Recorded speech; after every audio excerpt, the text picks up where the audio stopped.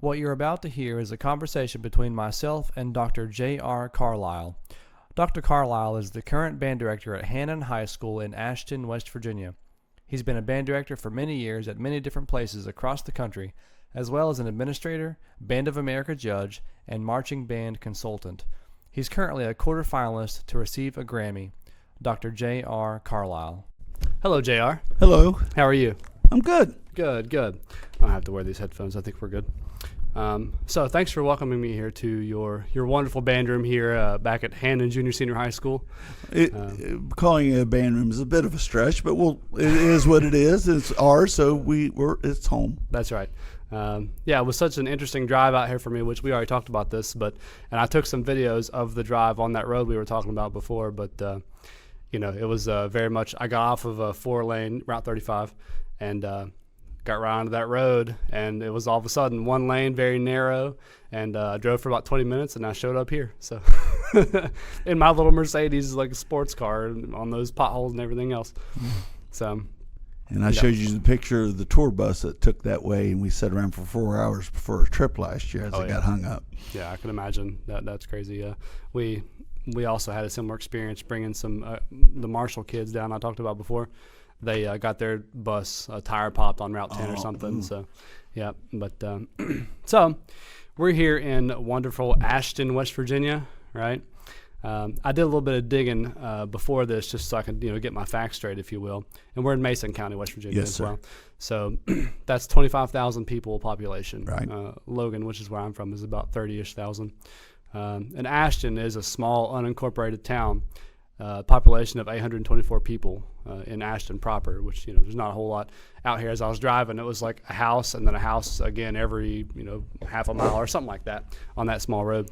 And actually, what's considered the hub of Ashton is our version of the Walmart, the Dollar General store right. on Route, if you go on to Route 2. But what's interesting, the new core $3.5 billion steel processing plant that's coming to West Virginia is being built here in Ashton, about 8.5 miles away. We played the groundbreaking this year. But yeah, we're in the country. We certainly are. I can't see myself here. Sorry. Okay. Now, the high school that we're in currently, Hannan Junior Senior High School, has a population of 246-ish kids, 250. But you said you're down a little bit now? Yeah, we're down a little bit. I think if you count kids that are homebound or virtual, maybe 230. It's dropped. We're down to 209 is our enrollment, which is small. Just 5-6 years ago, it was at 290. Wow. So it's dropped. I don't know why. Yeah. But it's just it was. This is my 6th year. I think it was about 235 when I got here. Yeah, we have a similar experience at Logan where I am. The homebound, the homeschooling, or the kids that just leave and go do their GED. That's becoming ever more popular because of the online portion. And I can't knock that because my entire degree was done online. Not my entire degree, I should say, but the ending of it for me to get certified was done online. So, and if I do a master's, which I eventually want to, it will also be done online. So I can understand the option to do that and the want to do that, but it hurts the band program a little bit and the other extracurricular activities, but it is what it is. It's a good option for kids. So since we're here, I want you to tell me a little bit about your history. So go from where you're from, which is actually here, right? Yeah. Close to here, yes. Okay, close here in the county, but yes. Okay.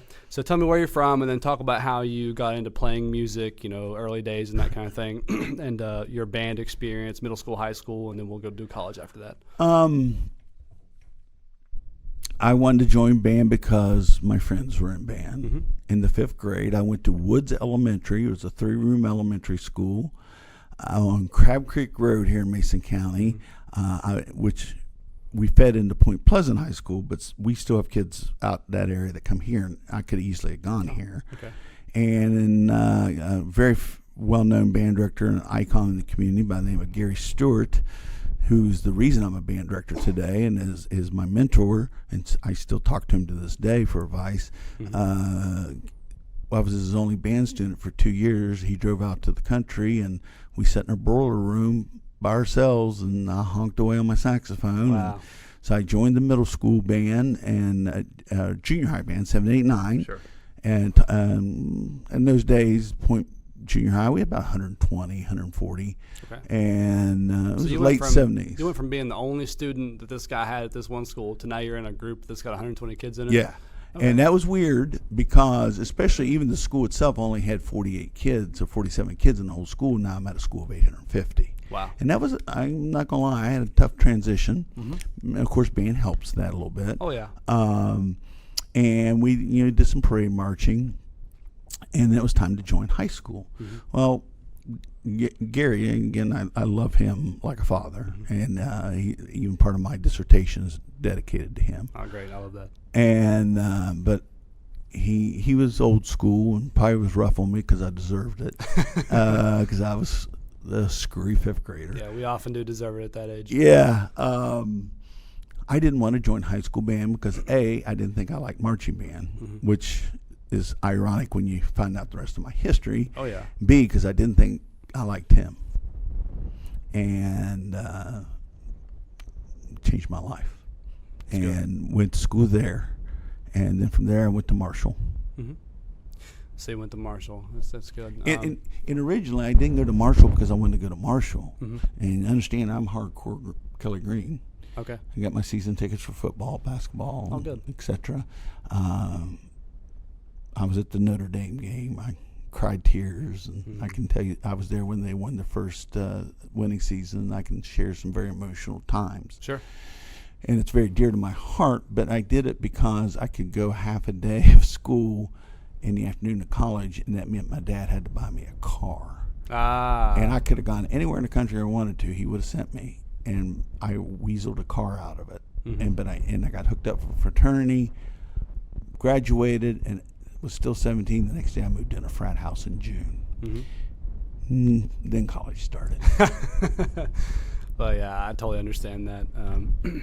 So Gary Stewart, you said the gentleman's name was? Yeah, so one of your mentors. That's one of my questions I have for you later. Talk about your mentor. The mentor. The mentor. One of many, but the mentor. Wow, that's good. It speaks volumes. So, okay, so tell me about college.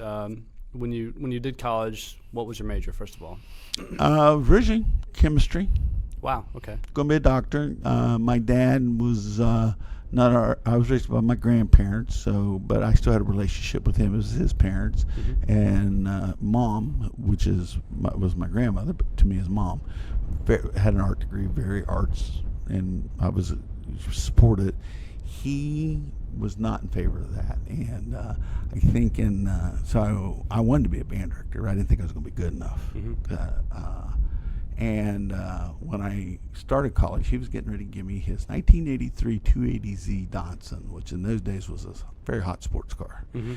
And when I switched to be a music major, he didn't give it to me. He cut back on my allowance for college. I was fortunate. It is often looked down upon to do that in college. And his thought was, well, you're not going to have these nice things when you're a teacher. Mm-hmm.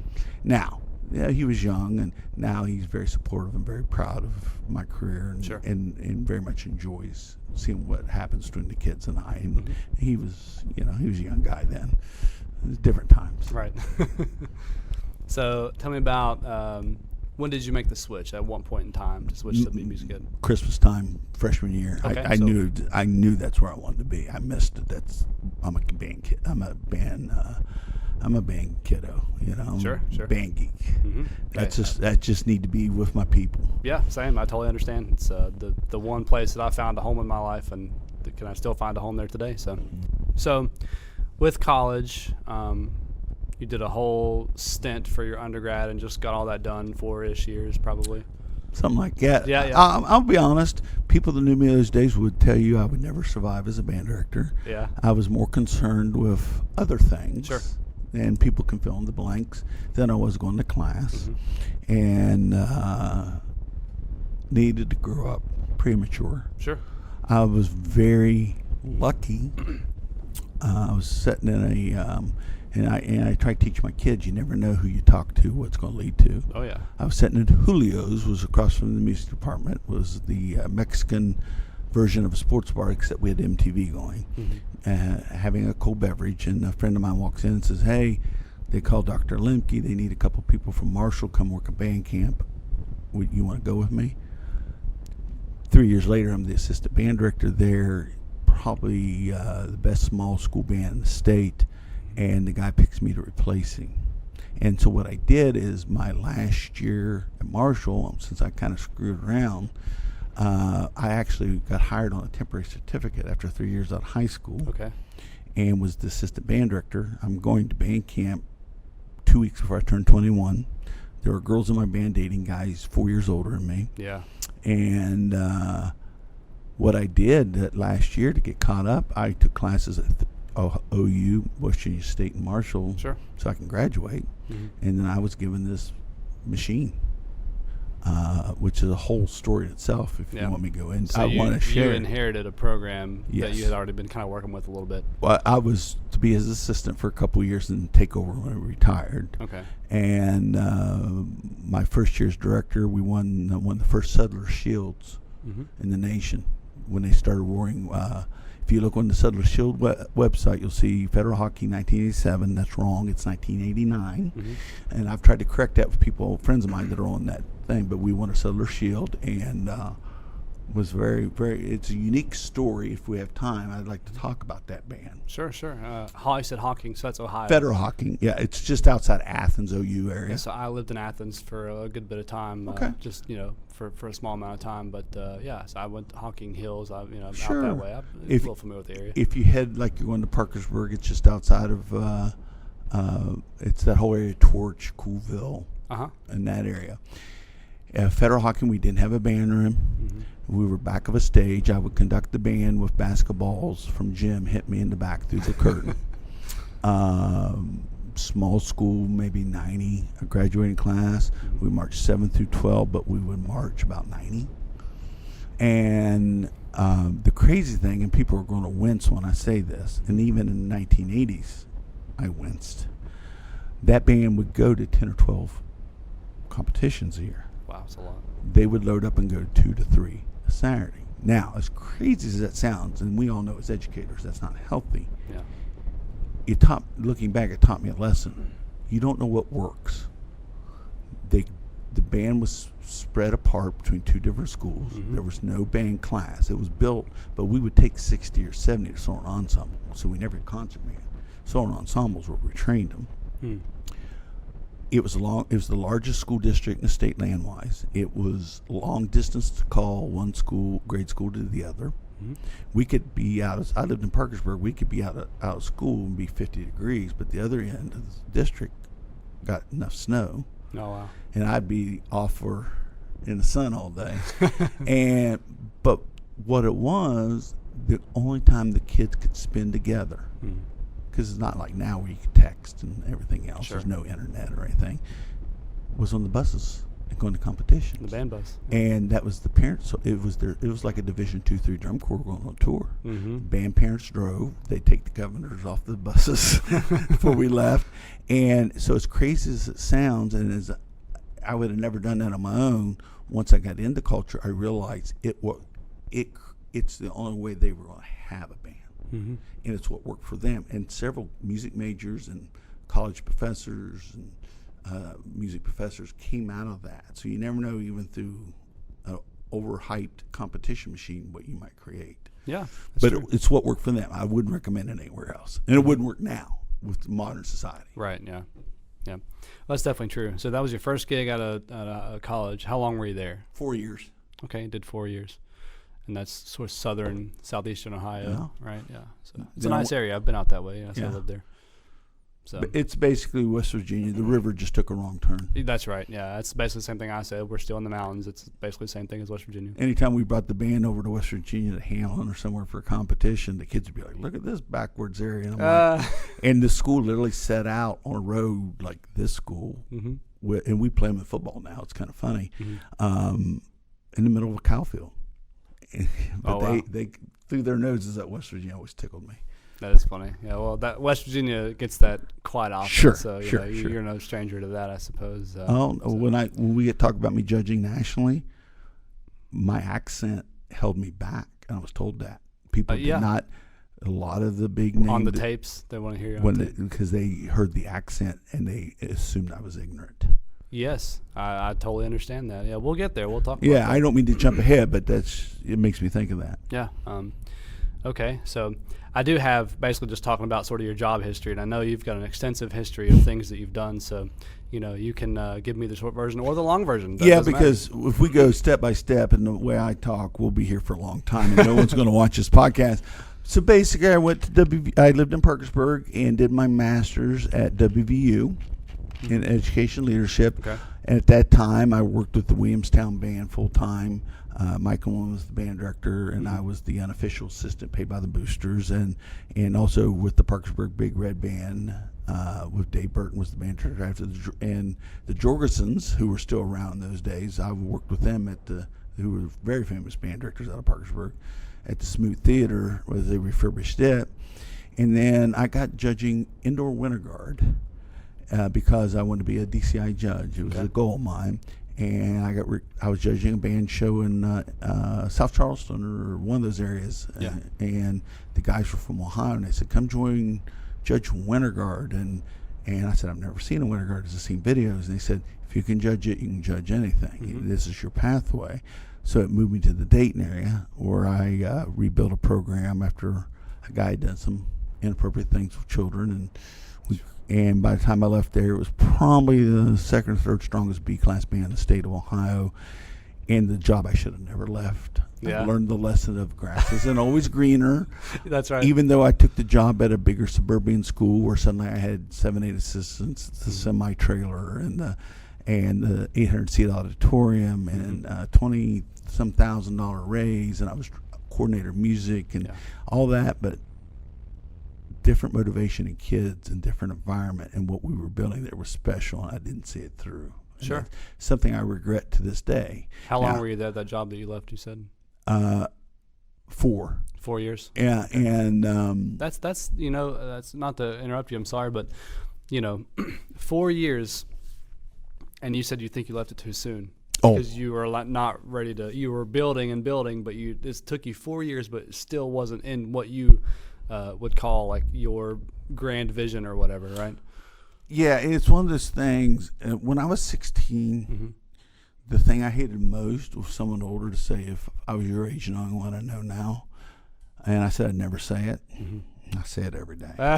And hindsight, it's in band director years, 4 years, you're just getting going. That's right. It wasn't fully developed, and we're kind of in that situation here. And so now a lot of those kids are in their 40s, and they're band parents themselves. Right. But we talk on Facebook, and sure. And biggest mistake. And I went to West Carrollton, had a great band program. We were playing grade 6 literature, the top band, and hosting state concert band finals.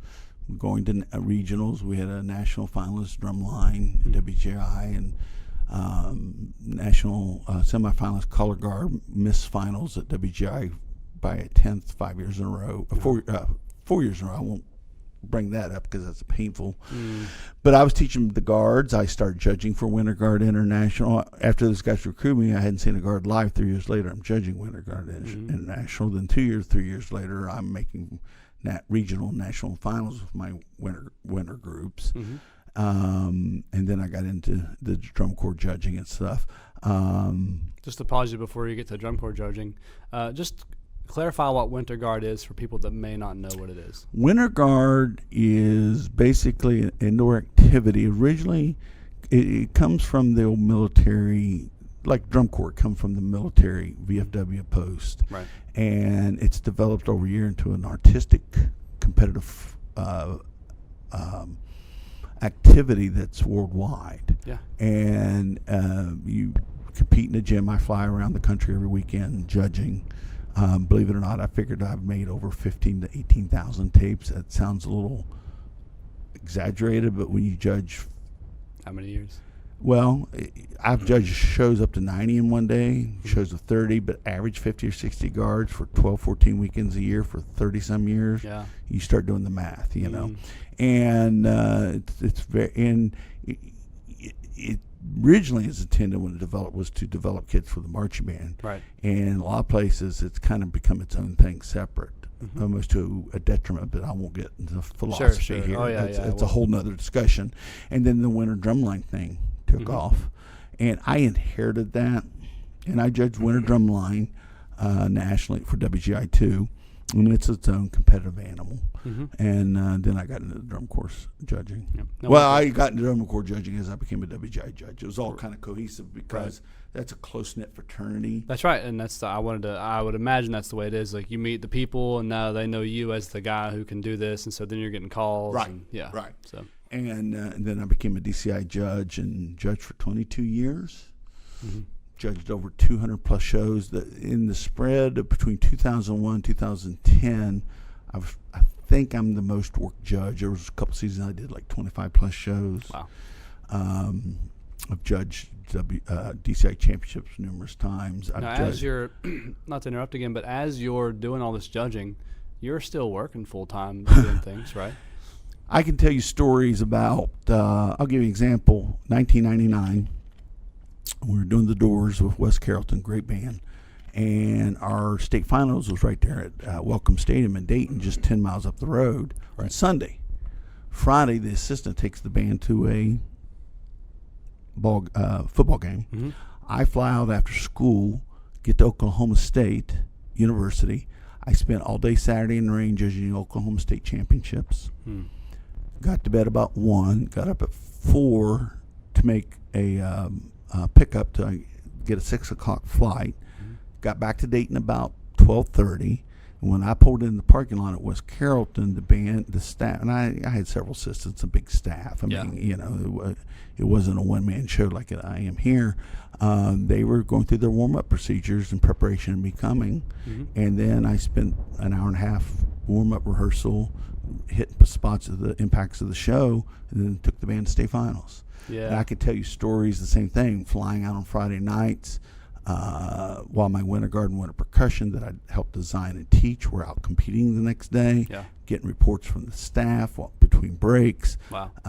When I was a principal doing the same thing, I don't do it as much or at the level I used to. Burn myself.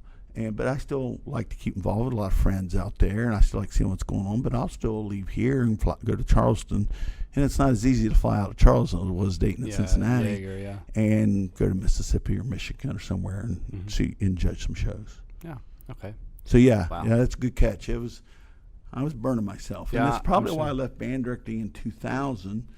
Because I always said that if the day that my heart wasn't in it, and my plan was always to go on to be a superintendent, and then a principal superintendent, and so it wasn't an issue that, well, I'm miserable being a band director and I'll be an administrator, because that sounds really messed up. We just finished state concert band finals at our school, and we got straight ones. And I thought about the summer and starting up camp, and we were getting ready to do Led Zeppelin 4 as our show. And I was going to use the 4 emblems. Or 3 emblems. What is it on that? On that, it doesn't have a title. Right. On the announcement sheet, just to mess with people, and it just didn't sound fun. And I walked in Monday morning and resigned with no job. Just had bought a $400,000 home with my wife, and she was a music teacher. And because you said your heart just wasn't in it at that point. And I knew it wasn't fair to kids. Wow. And Gary Stewart taught me that, and Tony Dingus, that if your heart's not in it for kids, and get out. Yeah, that's I say that all the time, and I observe people who I feel that their heart's not in it for the kids. And if you're in education and you're not doing it for the kids, then you're doing it for the wrong reason. There just is no other reason. So. There's many times when I was a principal, teachers come up, I can't teach these kids. And this will drive a lot of union people crazy, but I would just look at them and say, okay, I'll take your resignation tomorrow. What? I'm not talking about normal frustration days we all have. Right. I'm talking about people with attitudes that just were miserable. I'm like, why are you here? Why are you here? It's scary if that's all you know, but there's other things out there. But I'm here to service children and service the community. People don't, and I couldn't provide good customer service anymore. So that wasn't fair to those children that I cared about.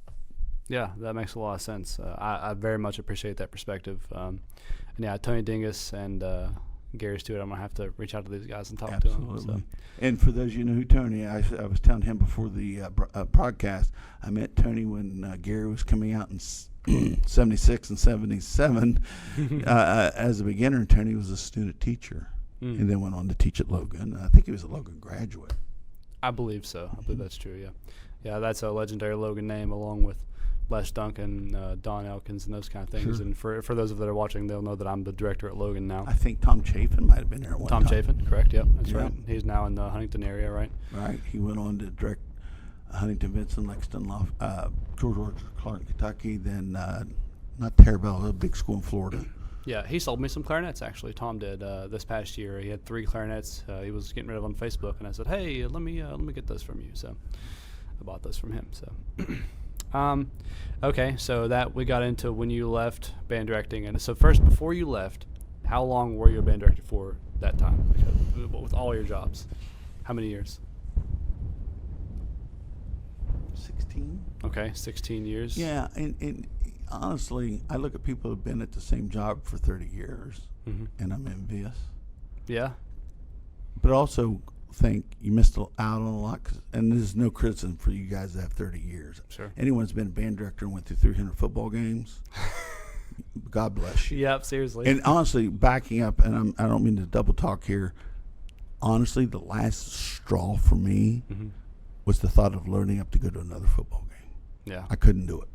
And anyhow, but same token, I regret never being at one place a long time. It was never my intent. Right. I was young, and always my goal was to move up the ladder, and I probably missed out opportunities to create connections to communities.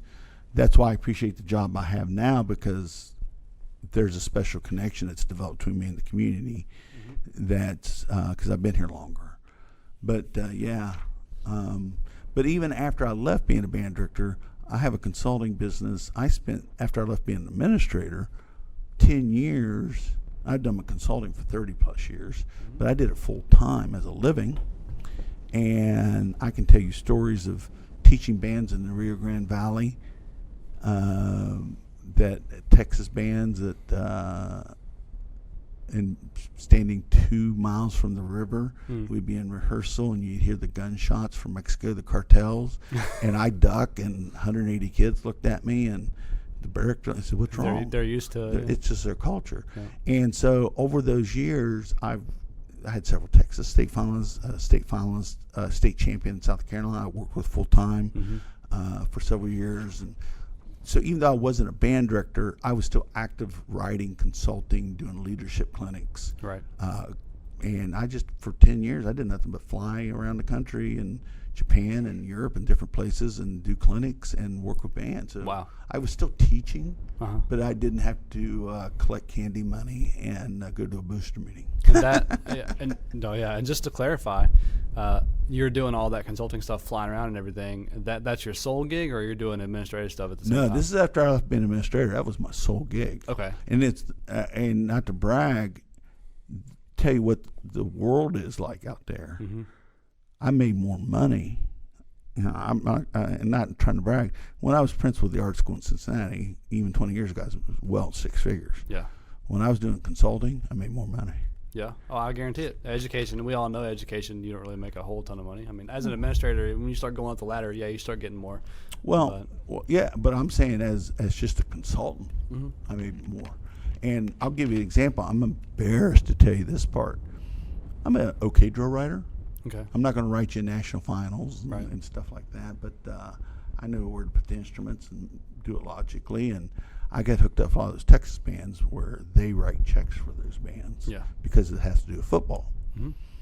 And I started getting calls from them. We'd like, because of your reputation in judging, and we'd like you to come down and write our show or put our show together. And I have a couple of arrangers I worked with and production assistants. And they said, "What do you charge?" I said, I was smart enough to go, because at that time I was charging $1,500 a show, which is still hefty around here. And at that time, especially.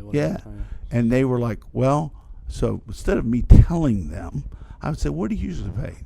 "Well, we know you have a good name, and Well, I'm embarrassed to say. I said, well, go ahead. We only got 6,000. Hook, line, and sinker, baby. And I was like, oh my goodness. And I was like, but here's what, and I felt bad. But here's what I figured out. There were so many bad consultants, so many bad writers, people taking advantage who were getting $6,000, $7,000, $8,000, $9,000, $10,000. And I've gotten more than $6,000. And they were going to pay these people. Yeah, they're going to get paid. Yeah, someone's going to get that money. Might as well pay me. Yeah, that's right. And it's a salesman's attitude right there. I like that. And I always felt guilty taking that much, but that's what their budget was from their school. And some of those schools, well, we only have 5 assistants. We only have 1 upper brass teacher giving lessons.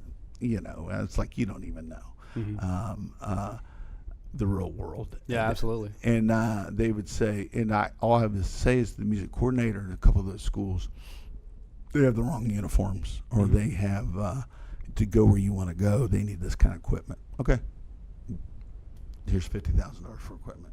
Wow. No, they make state finals in Texas. They fly me down. Yeah. Those bands get per diem money, and anything going to state, they pay the hotel, the buses.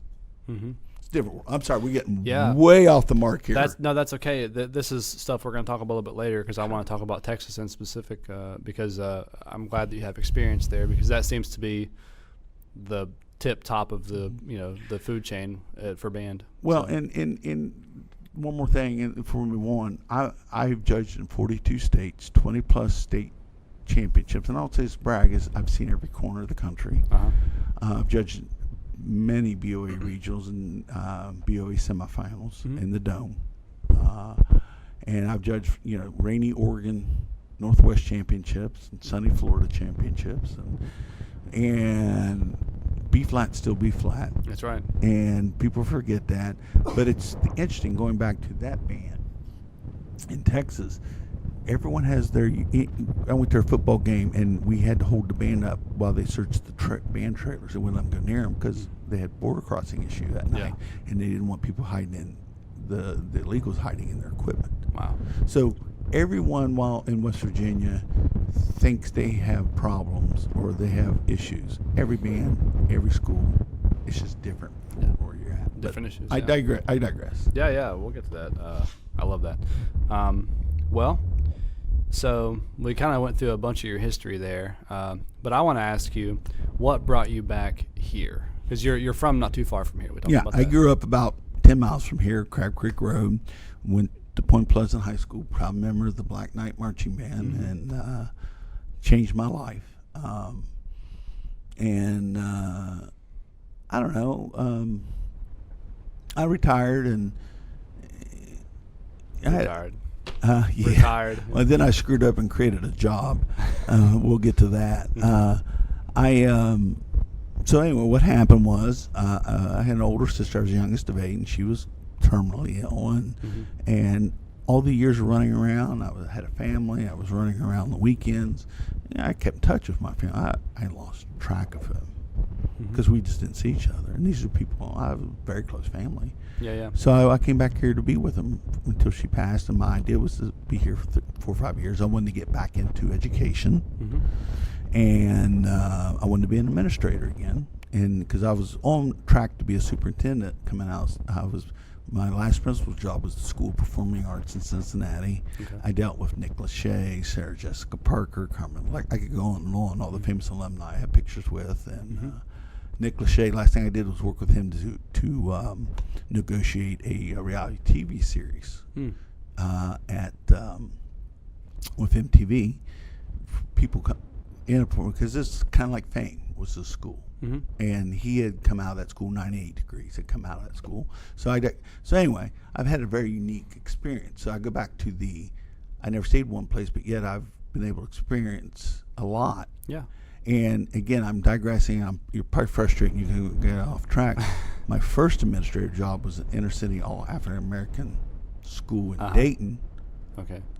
With there was the inner city culture with I had knives pulled on me. We had shootings. We had the metal detectors, but I loved that job. I loved those kids. So I've been in rural Appalachia inner city and rich suburbia. But anyway, I came back here to be with family, and so I applied for a assistant principal job at Point Pleasant High School, where I went to school.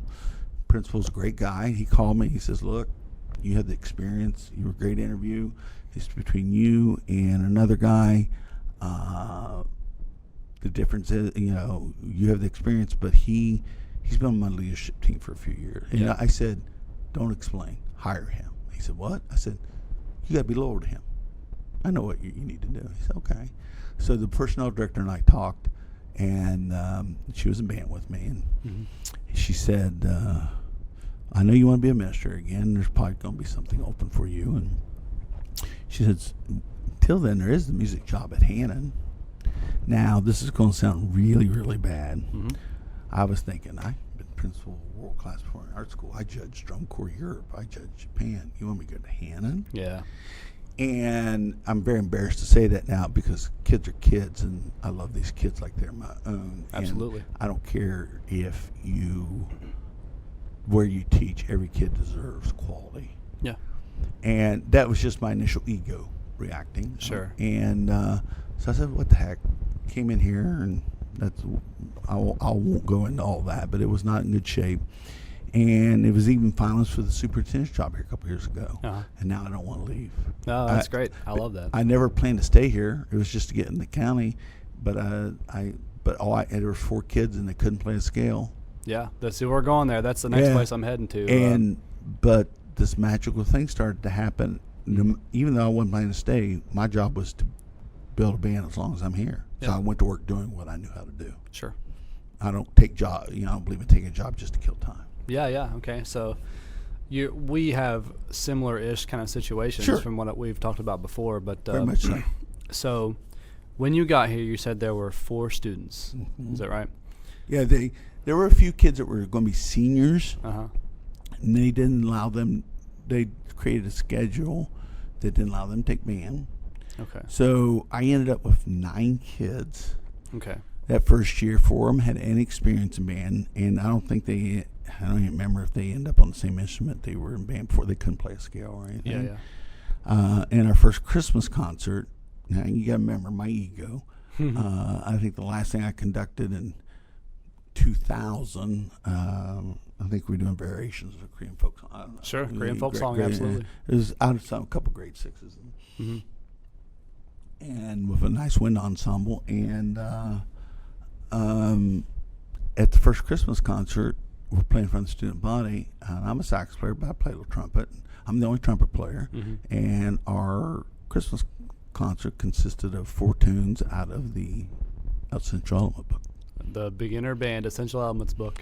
And in my heart, I was proud of the kids because they did well. Sure. Nothing against those kids. They were wonderful kids. They wanted to do something. And the place erupted. Wow.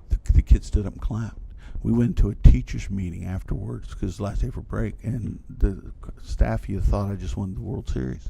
Oh, wow. And I was like, what? They said, "We haven't had a band here in years that we could recognize what they were playing." Yeah. And then it hit me. And then I got my ego in check and realized what I needed to do. And it was humbling for me. That's a special story. Yeah. And because, I'm a big enough man to know my own ego gets in the way. And it happens to me too. Yeah. And if you can't admit that, everyone has an ego. If you can't admit you have one, then you really have a problem. That's right. And I always try to self-evaluate as an educator. And so I just went to work and then COVID hit, but we grew through COVID because there was nothing way to go but up. We started the next year. None of those 9 were in band. Really? It was a couple of them graduated, a couple of them it's just not what they needed to be in, and the rest it's just scheduled. It was nothing bad. We couldn't set up a band in here. We pulled 9 chairs out and we dragged it around. And we back up my story. I always like to tell that you've heard like 5 times. And I keep tell it again. My minute and a half elevator speech about the band. I literally walked in the first day. There were 4 kids that had ever played. "Oh yeah, I can play." And I said, "Play something for me." "Okay." Yep. And drum heads were busted. There was maybe 3 or 4 school instruments, and the cymbals didn't match, and their handles were Walmart bags. Actual Walmart bags. Plastic bags. And I'm going to use a cuss word. Okay. I beat the living hell out of those cymbals, and I could never get those things to break. They worked, but out of my own pocket, so I could sleep at night, I bought a pair of slingshots. Okay. Okay. And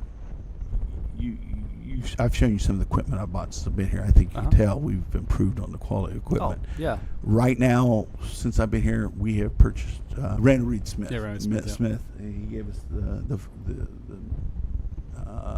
Save the Music Foundation grant. Yeah. And it hit at the right time as numbers grew. And but all together with grants and Dr. Bond, Kenny Bond, he was a band director. He's our director of secondary curriculum. I went to him. I said, and we knew each other in college. I said, Kenny, I said, during COVID, I said, do you realize we could use COVID funds for band? And he goes, and I had done my research, and he said, really? And I explained. He said, let me get back to you. Got a call 2 days later, and Point Muhammad Ness got $25,000. So altogether, with donations and grants I've written, I got about 8 grants out right now, and I'm writing some more. Probably about 120 to 130,000 equipment. I have my wish list. Sure. That, and you've seen my contras, my new bass trombone, and some of the unique instruments we have. Yeah. I have about a $90,000 wish list. Okay. That is my goal, that when I leave this job, it's set up, ready to roll for somebody else. Good. And it will be one of the best outfitted bands in the state. Yeah, that's a phenomenal goal to have. It's super honorable, because if you know you're on your way out or whatever it may be, then, you want to leave the next guy in a good situation. So that's really good. Well, if I can talk more, because so everyone understands where we're at now, we're down to 209 kids in the school. I had over 60 play it ratings. Wow.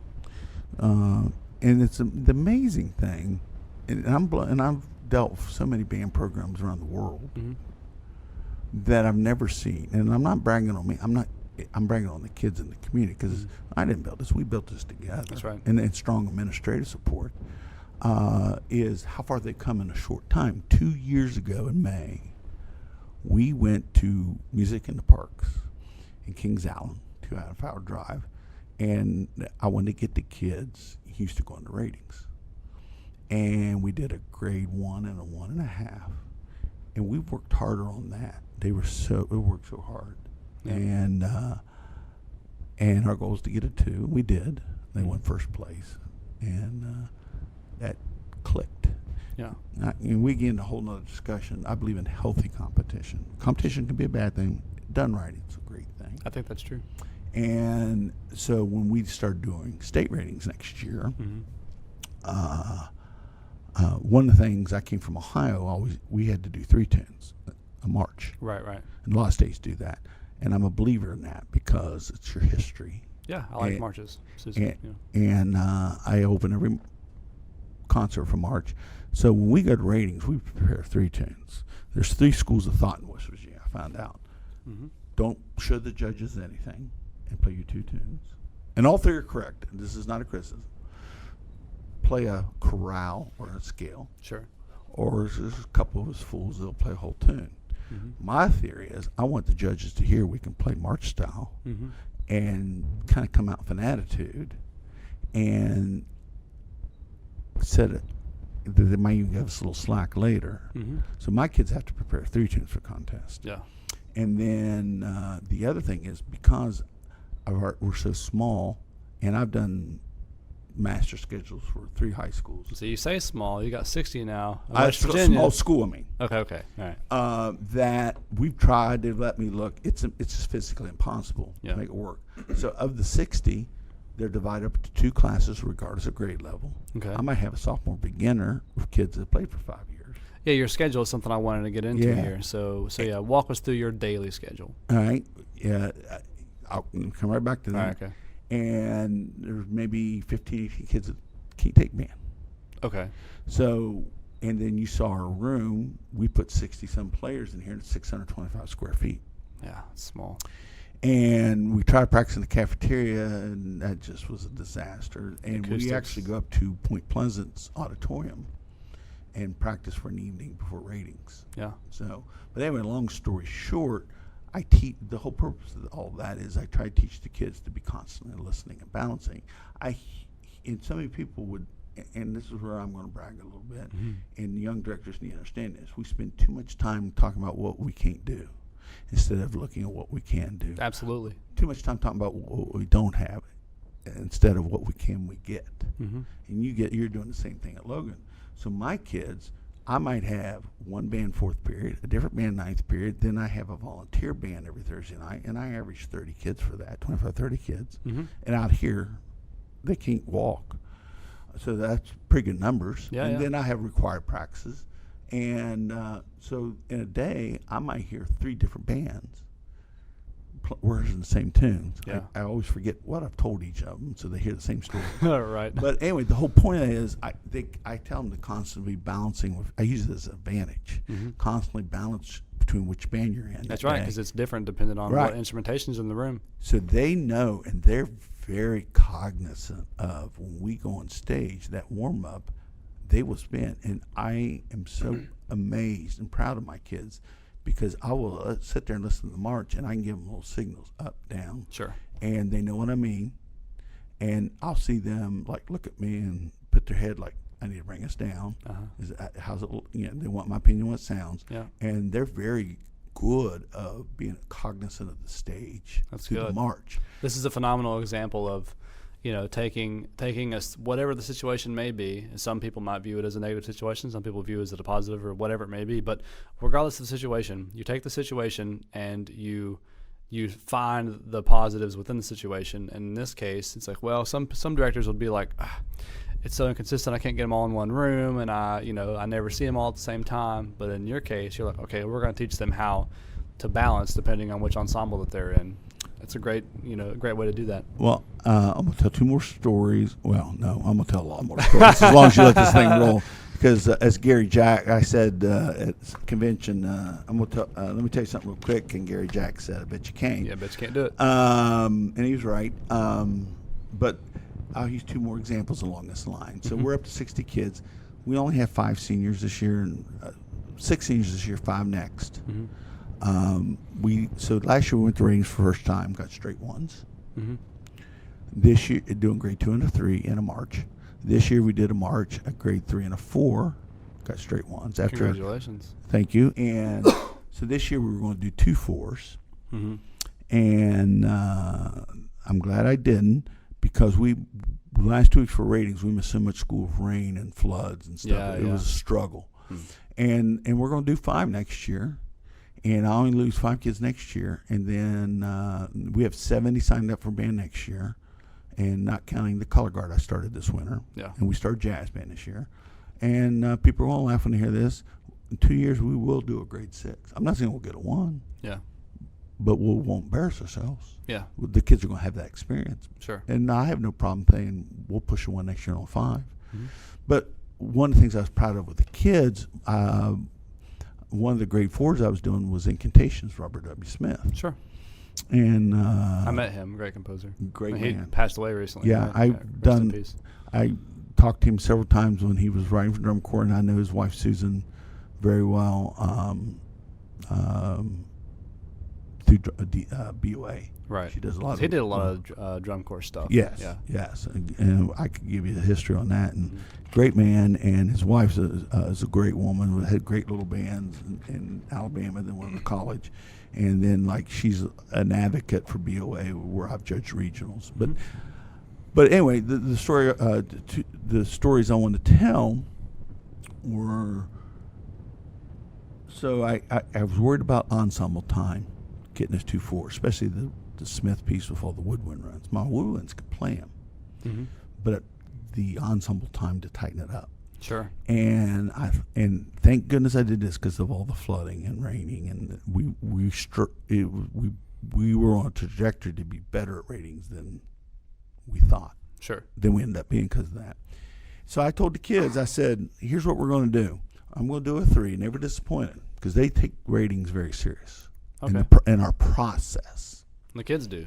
Oh, they love for it. They know that the day after the Christmas concert, we start sight reading. Oh, yeah. For a contest. I don't believe in taking days off. That's not what I'm paid for. Sure. And my kids, if you come in the day after a concert said free day, they throw things at you. Because that's the culture that we, not me, we, the kids and I have developed together.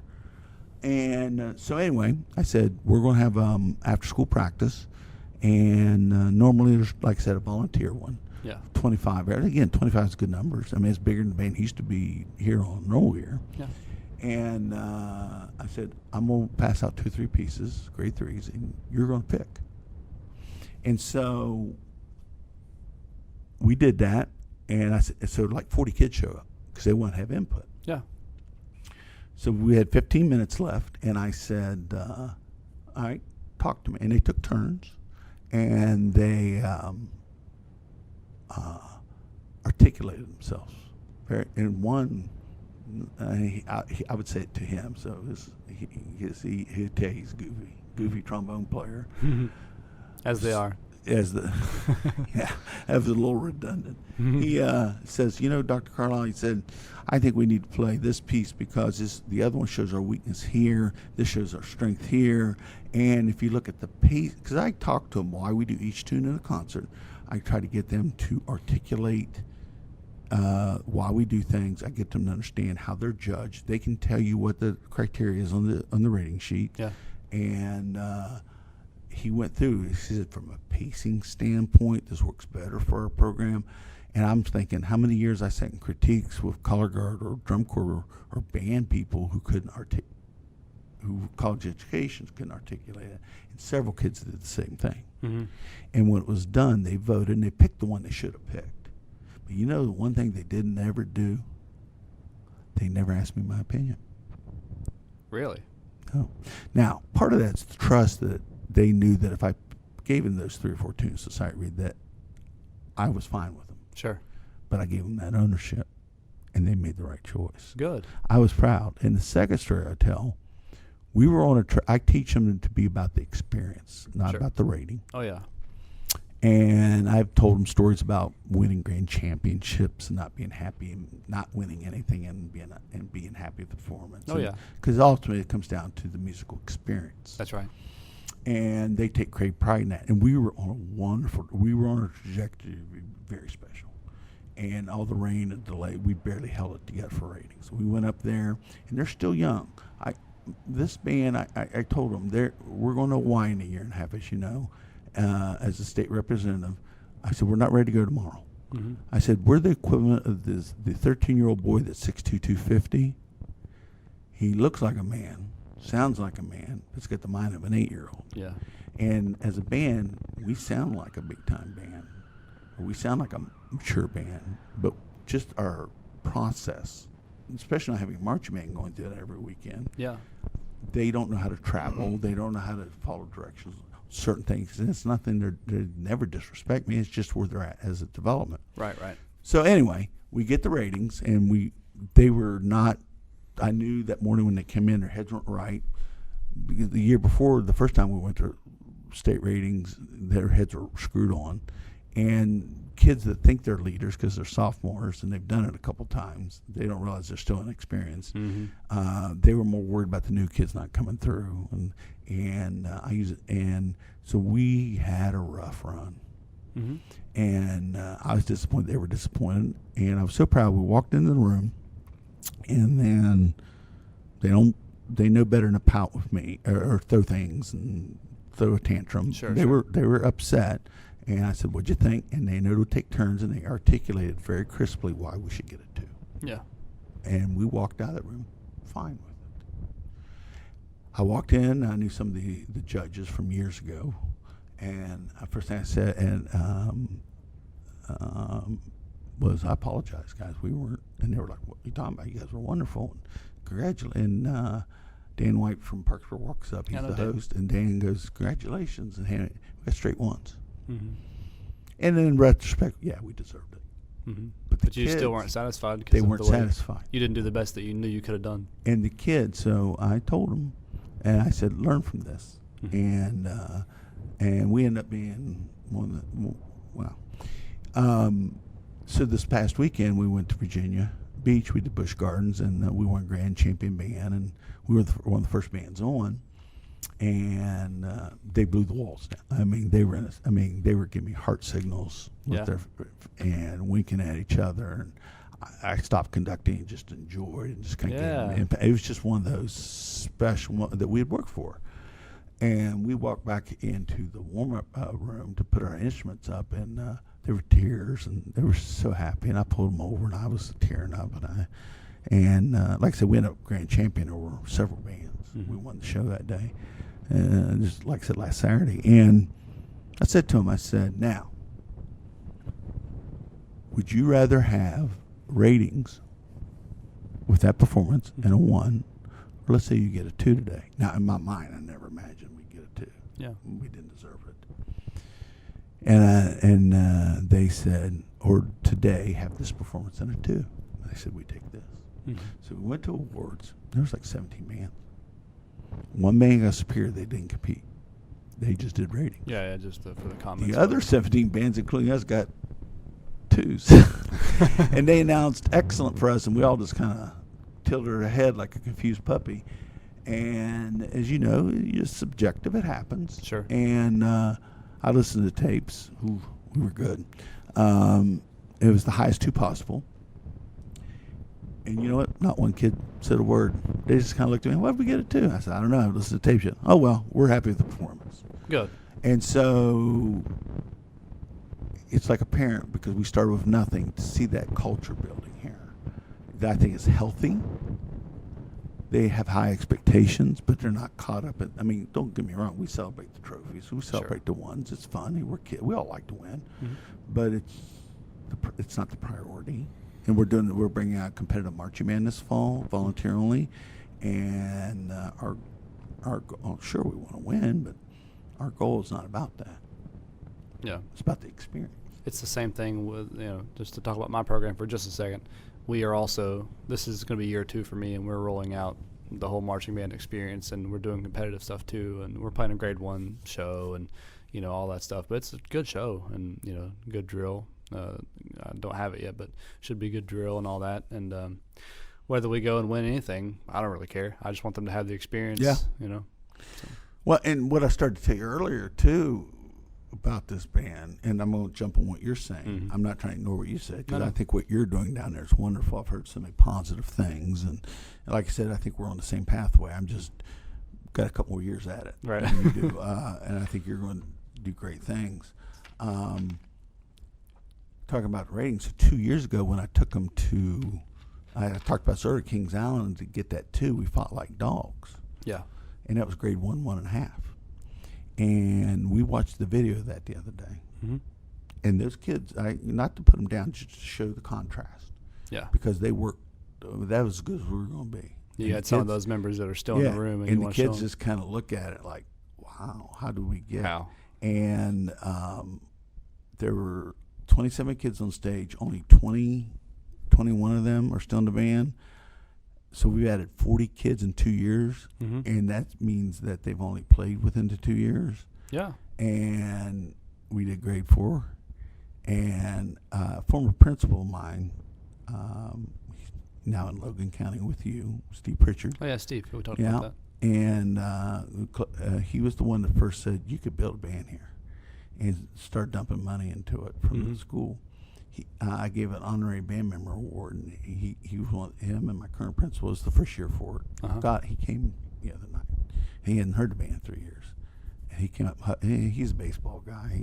He won't mind me saying he's an old jock, ball player, but he respects anything that's positive for kids. He came up and gave me a hug, and he was like, "How in the heck did they come so far so quick?" And he texted me again that later at night, and I don't know. But you made a point earlier that clicked with me. The fact that we haven't had the rigors of marching band probably is one of the reasons.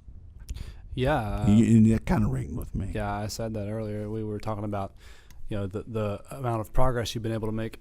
There's this, sort of famous thing that we always say, marching band is kind of the reason that band exists, if you will, because it's the most publicly visible thing. But concert band and indoor, rehearsals and things, that's where you really build the foundations and teach the technique and stuff. Not that you, obviously, because you can do that during marching band too, but if you spend time indoors doing concert band literature and kind of high, not that marching band's not highbrow, but other highbrow stuff, you can really develop these kids quickly. And so, and I have a whole philosophy about that. We've talked about that. I wouldn't mind sharing at some point in our I'd love process. to talk to you about it. If we have time, I know we've been talking a while. I don't want to. We'll get through some of this, and then we'll keep gabbing. Okay. Let's see. Back to the question about the schedule. I teach at the elementaries at the beginning of school. I come over at the elementary. So you're at the elementary school too? Yeah. Okay. But most of my kids have not come from here. I lose kids to Point Pleasant from there. Okay. Most of the kids we have in this band, my kids who have 4 or 5 years experience, understand that beginning of the school year, there might be kids, or even at the semester, that want to join. Good kids. Yeah. They might be a senior, but they want to be in band. Yeah. My philosophy is, this is a public school. We need to make them involved and give them experience. Absolutely.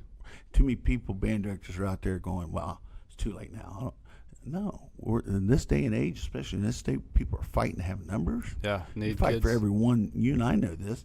We fight for every number. People go, how do you have the numbers you have? I ask half of them. Yeah. Get out in the hallways and recruit. Yeah, I'm going to ask you about your recruitment process too a little bit later, but we'll stick with the schedule. So anyway, my kids know that they might spend the first 10 or 15 minutes working out of the beginner book. Yeah.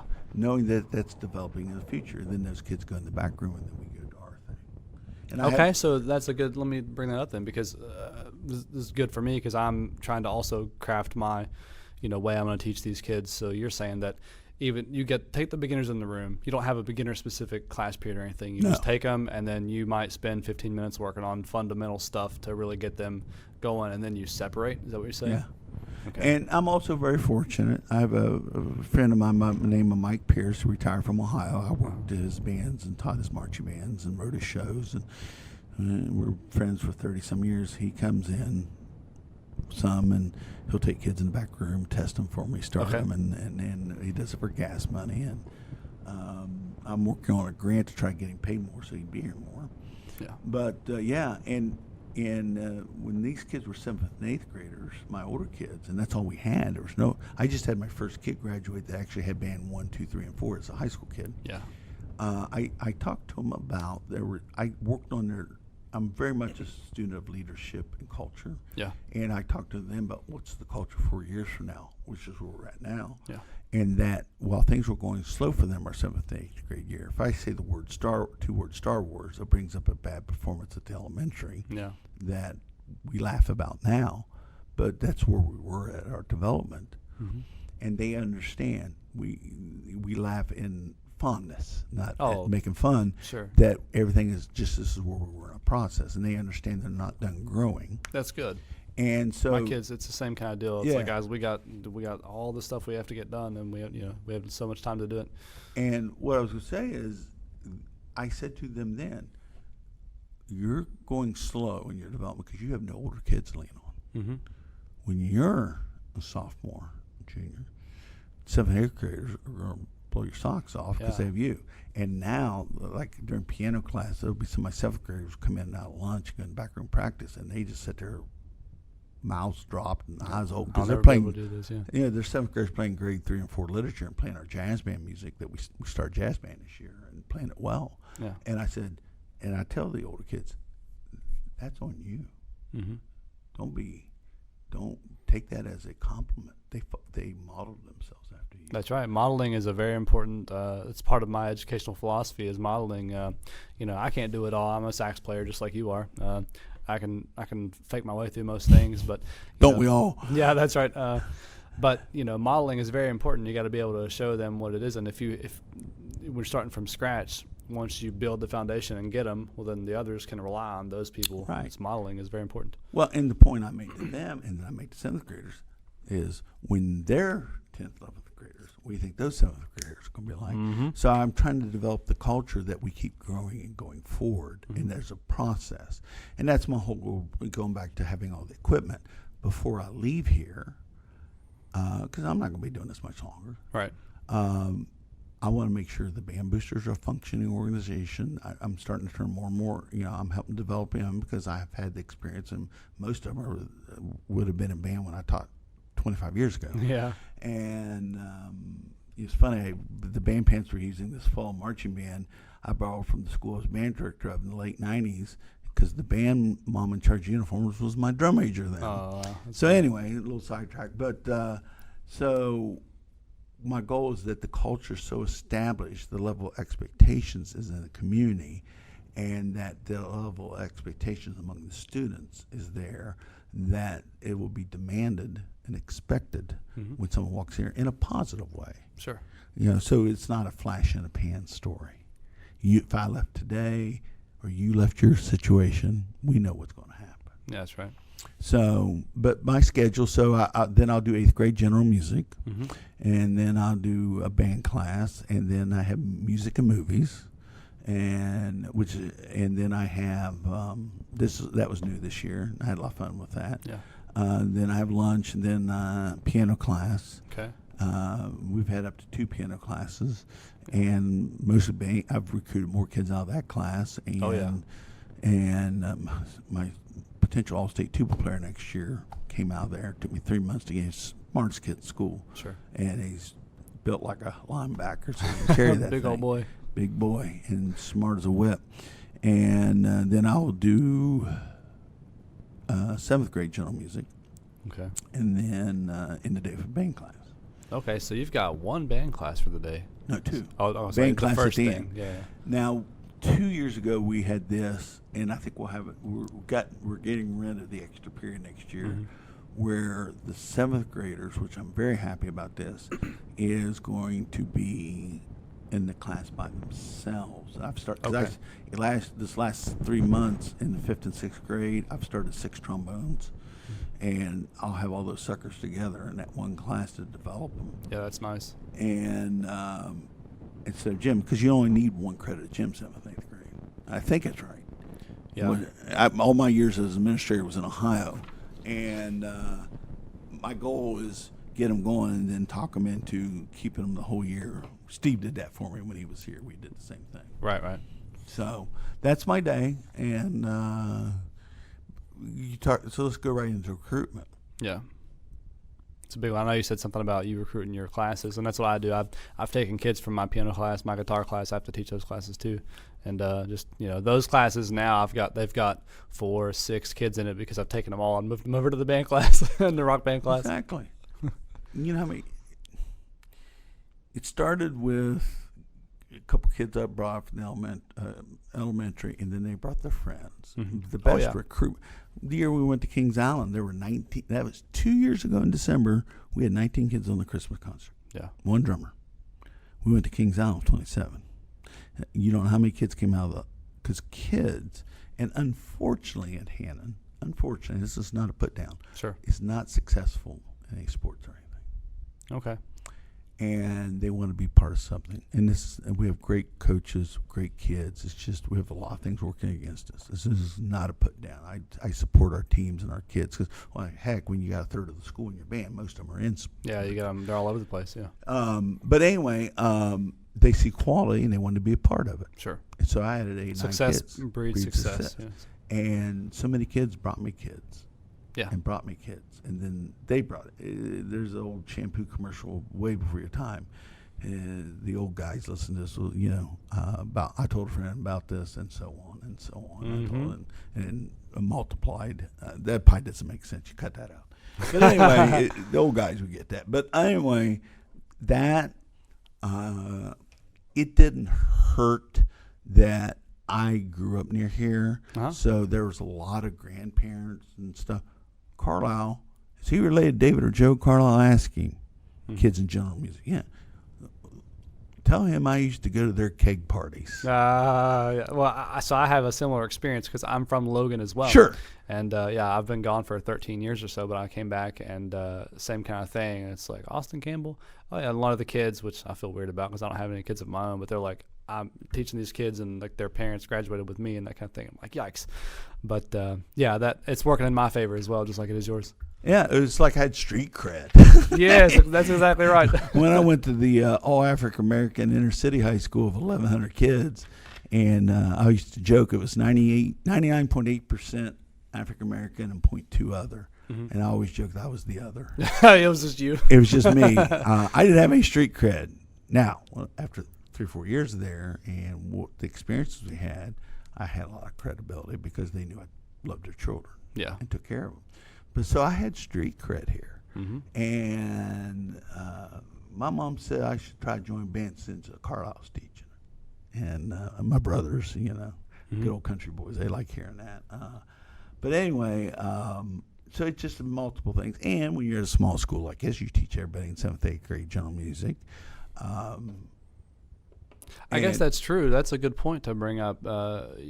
General music, is it something that all the kids have to go through? Yeah. So you got them, and you can take them from there. Yeah. And man, if I had that, that'd be crazy. Yeah. If I can find, that's what I want to try to find. I don't want to talk about me too much. These podcasts are about the guests, but if I can find a way to get a class that is required for all the 9th graders to be in it, because our school is 9 through 12, like traditional high school.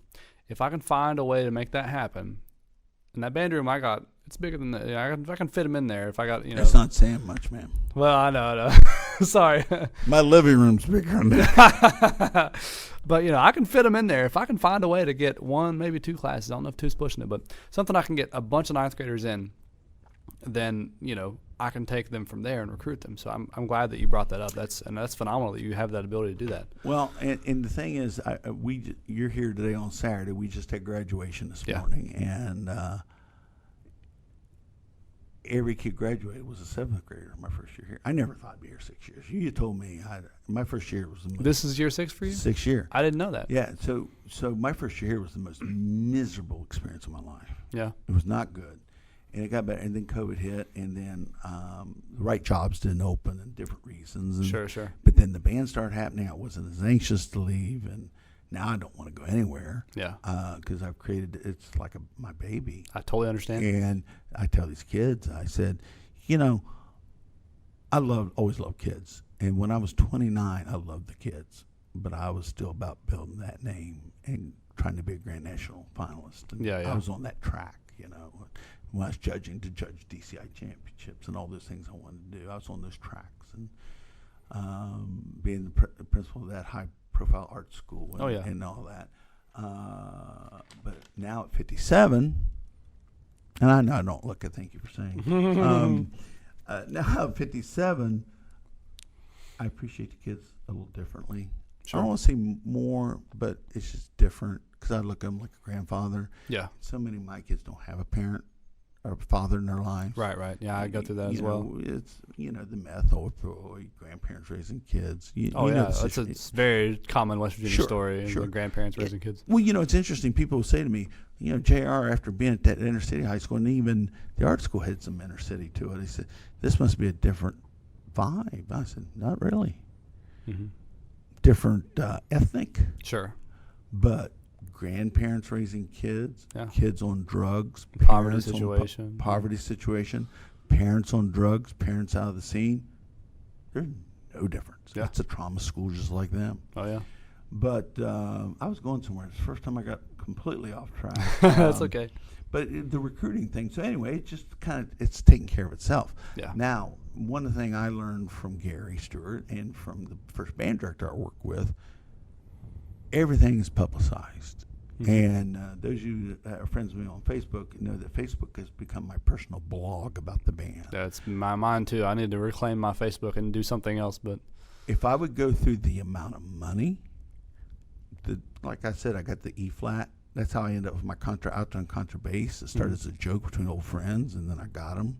And then a former band director that I judged BOA DCI with, in Virginia, had a national finalist in Lake Braddock back in the 80s, very very famous band director in Virginia, reached out to a retired professor of Virginia Commonwealth, said this man's got everything but an E-flat. And I get a phone call, by the way, I'm putting an E-flat clarinet on the mail to you tomorrow. Wow. And the double trigger bass box Strad professional line bass trombone is sitting there that I got for $2,500 in brand new shape. Yep. It's because of my connections through the stuff I've done nationally. Yeah.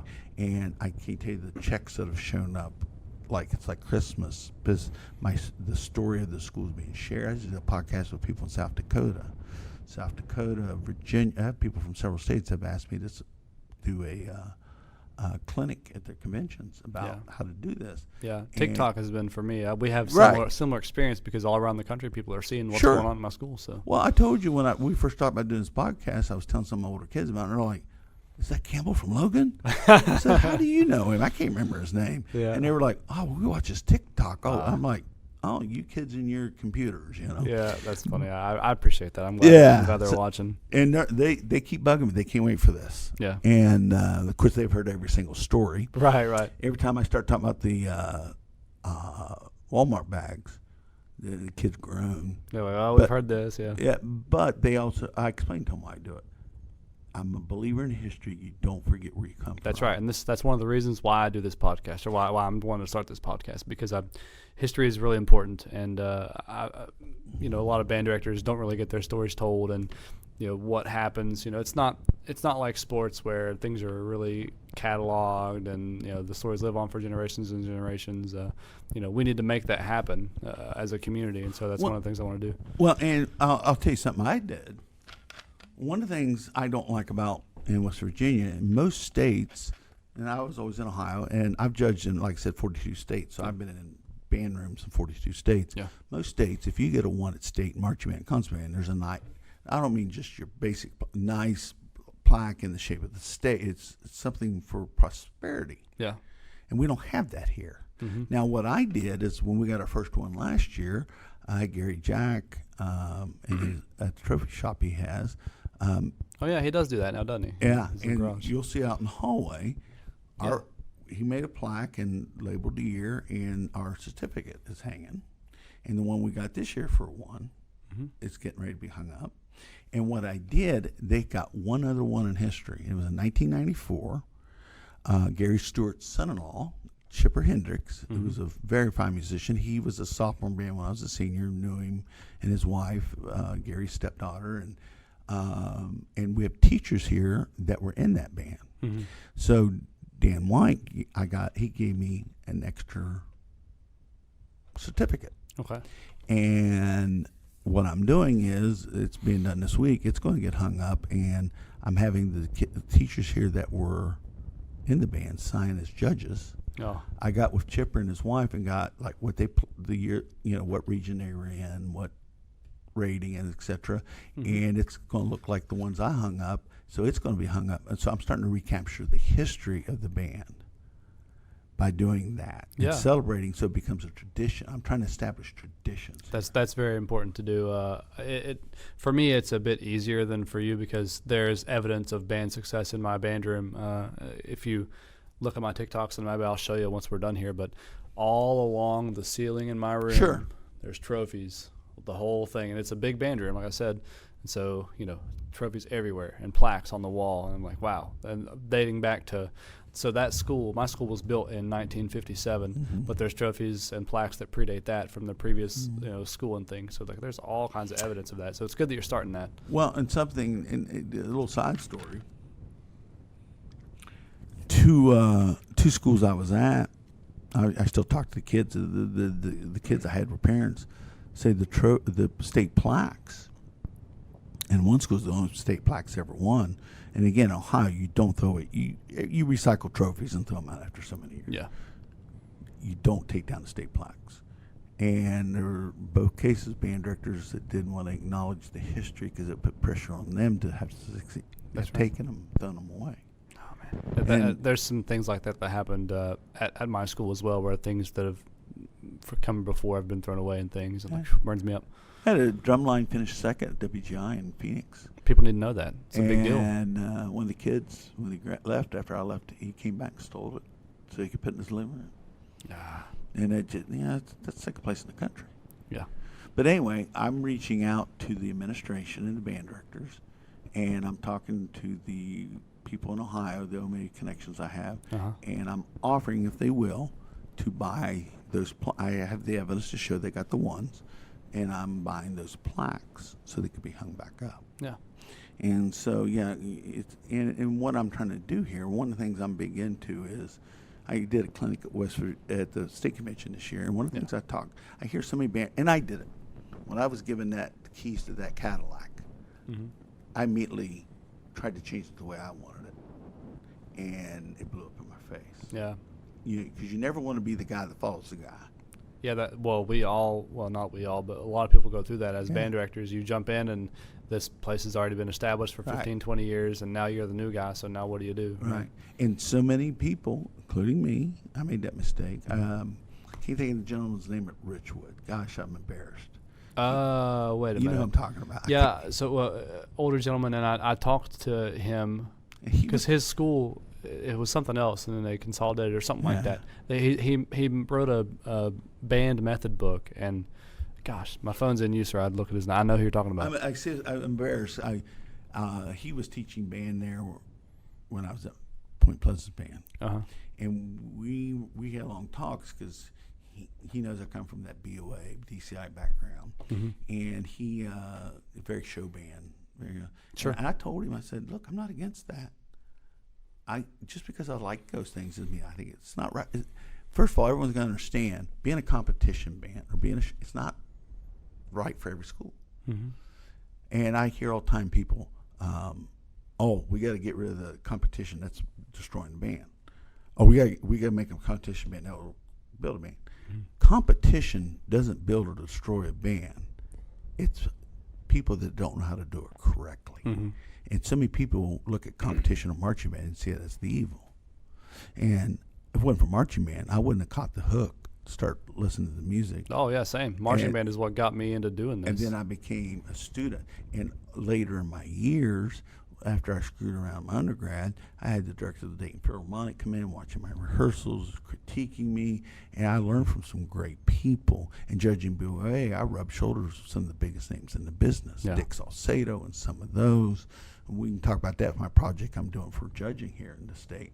But anyway, he and I were talking, and I told him, I said, sir, I want to know what competitions you're going to this fall. And he says, why? I said, because I want my kids to see your band.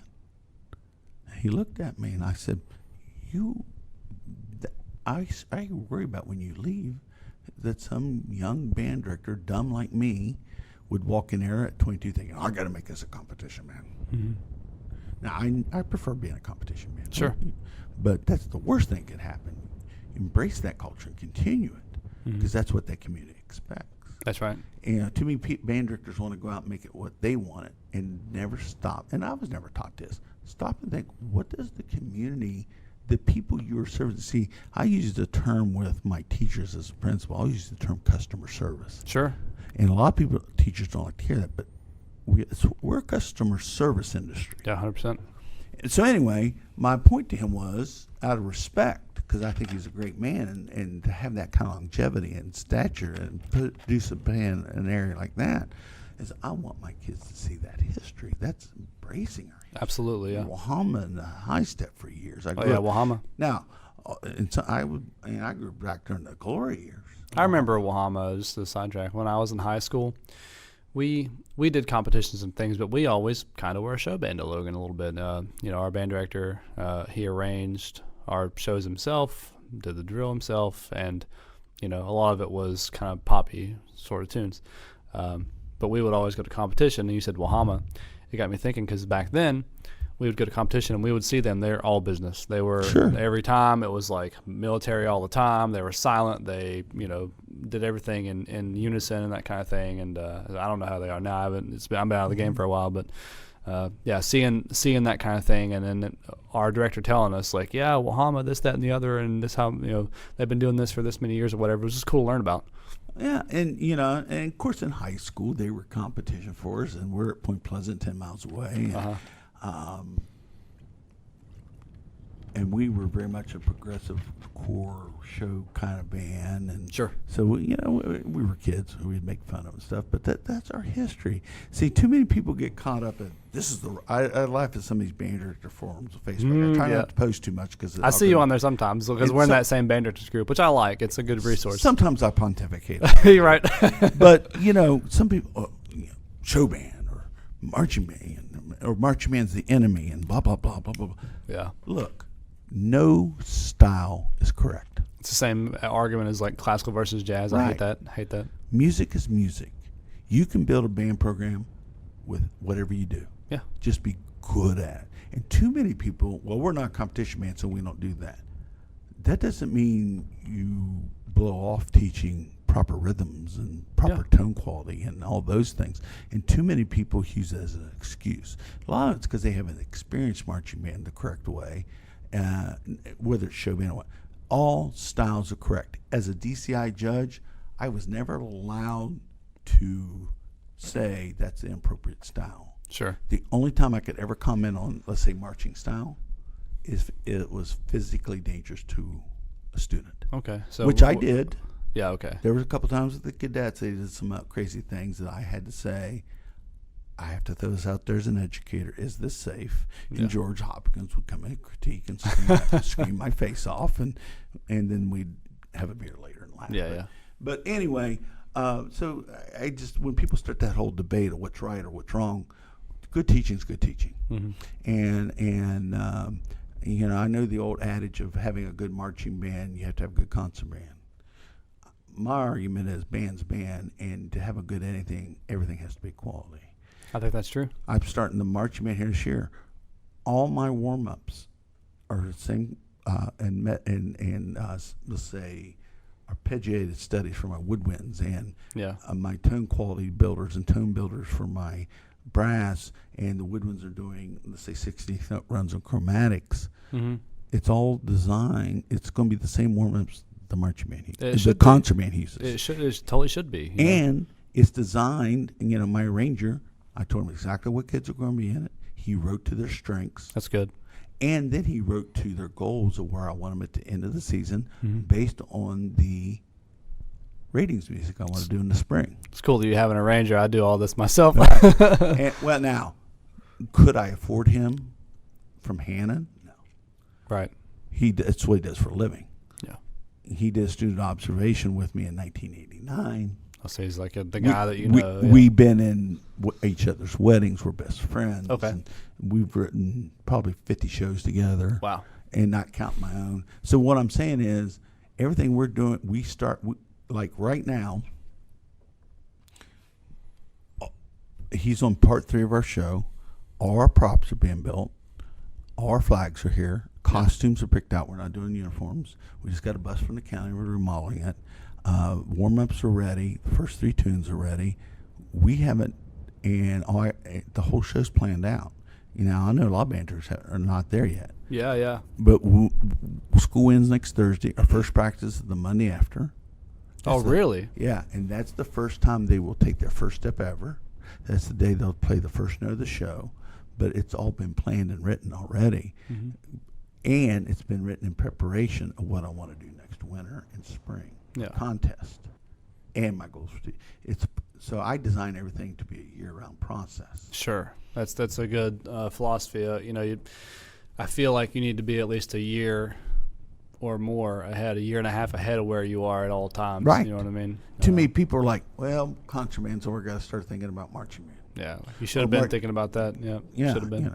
And I'll tell one last story on this. When I took over the Greenview job in outside Dayton, the guy got caught with a girl, and they lost respect to the community. There was a $6 million lawsuit by her parents. Mm-hmm. And I had my first couple of rehearsals. Most kids had quit, and I only had like 29 wins. Now, this guy was a dirtbag when it came to children. Yeah. But he taught him to play. Sure. I'm not going to take that away from him. Mm-hmm. We were doing a Beatles show, and we sang "Hey Jude" going off the field. It was pretty cool. Love that. Of course, this is 1993 too. Mm-hmm. And I was 2 years old, by the way. Oh, I was only 2 years old. It's like the art teacher next to me. Yeah. He's just turned 37. And that was the first year I taught, and We have a sweet young first-year teacher, and I saw her birthday one morning as I was getting ready for work on Facebook, and I came in and resigned. And my principal, why are you resigning? I said, I can't work with someone that age. She said, what are you talking about? And she walked by, the girl walked by the office. I said, come in here. I said, do you know what Y2K is? She's like, I've never heard of that. And then my principal says, I'll take my resignation and yours to the board of officers. But anyway, but anyway, I was sitting there working with them, and I stopped. And the band director would take them to one token competition a year. They had no idea. If my kids go to a competition, they know what they're judging on, what the criteria is, why, what, and how. There's purpose behind everything. And I said, I think you guys can make state finals. I was like, these kids can play. And that kid raised his hand. What's that? Oh, yeah. I had no idea. We ended up going to state and getting a superior. Wow. This is in the height of the lawsuits and the bad. Yeah, all the stuff they got from before. And all of a sudden, I mean, the school gave a pep rally for the band before we went to state. Wow. It was very cool. It was. I should have never left that job. And that's the one, huh? That's the one. Yeah. That's the one. And as opportunities come open here, and I get calls now from other states and people, I hear you back teaching band, or you want to be a principal, or you want. I got a call and looked at somewhere in Ohio, I won't say where, and I looked at it. They wanted me to be the assistant band director in charge of the marching band, 300 pieces. Now, I'm at the age, I don't know about kicking 300 kids on a football field, but the thought of a lot of Malaguena and one more time Chick Corea really loud with 300 kids could be a lot of fun. Yeah, absolutely. But my heart's with these kids, and anyway, I'm getting sidetracked. I don't want to go anywhere. But what was I saying? I don't even know. You know what? I go off track. I've done good so far for not always coming back. Yeah, that's okay. I'm sorry. You probably just interview. No. Listen, this is great, and you know, this is my first interview of the podcast. You know, I mean, I specifically chose this for this reason. I'm probably talking too much and boring everyone to death. Well, you know, whatever. It is what it is. I think it'll be good for future educators or current educators, just anybody that really wants to hear the stuff, and anyone who's a history buff too, just to talk about history and things. But you're supposed to say you're doing fine, Carlisle. You're doing a great job. Oh, thank you. So, let's see here. I'm just going to rapid fire you some questions. Sure. And let's see how rapidly you can get to them. What are some things that you think make a great band director? Excuse me. Name like 3 or 4 things. Qualities they might need to have. Commitment. Heart. Okay. Vision.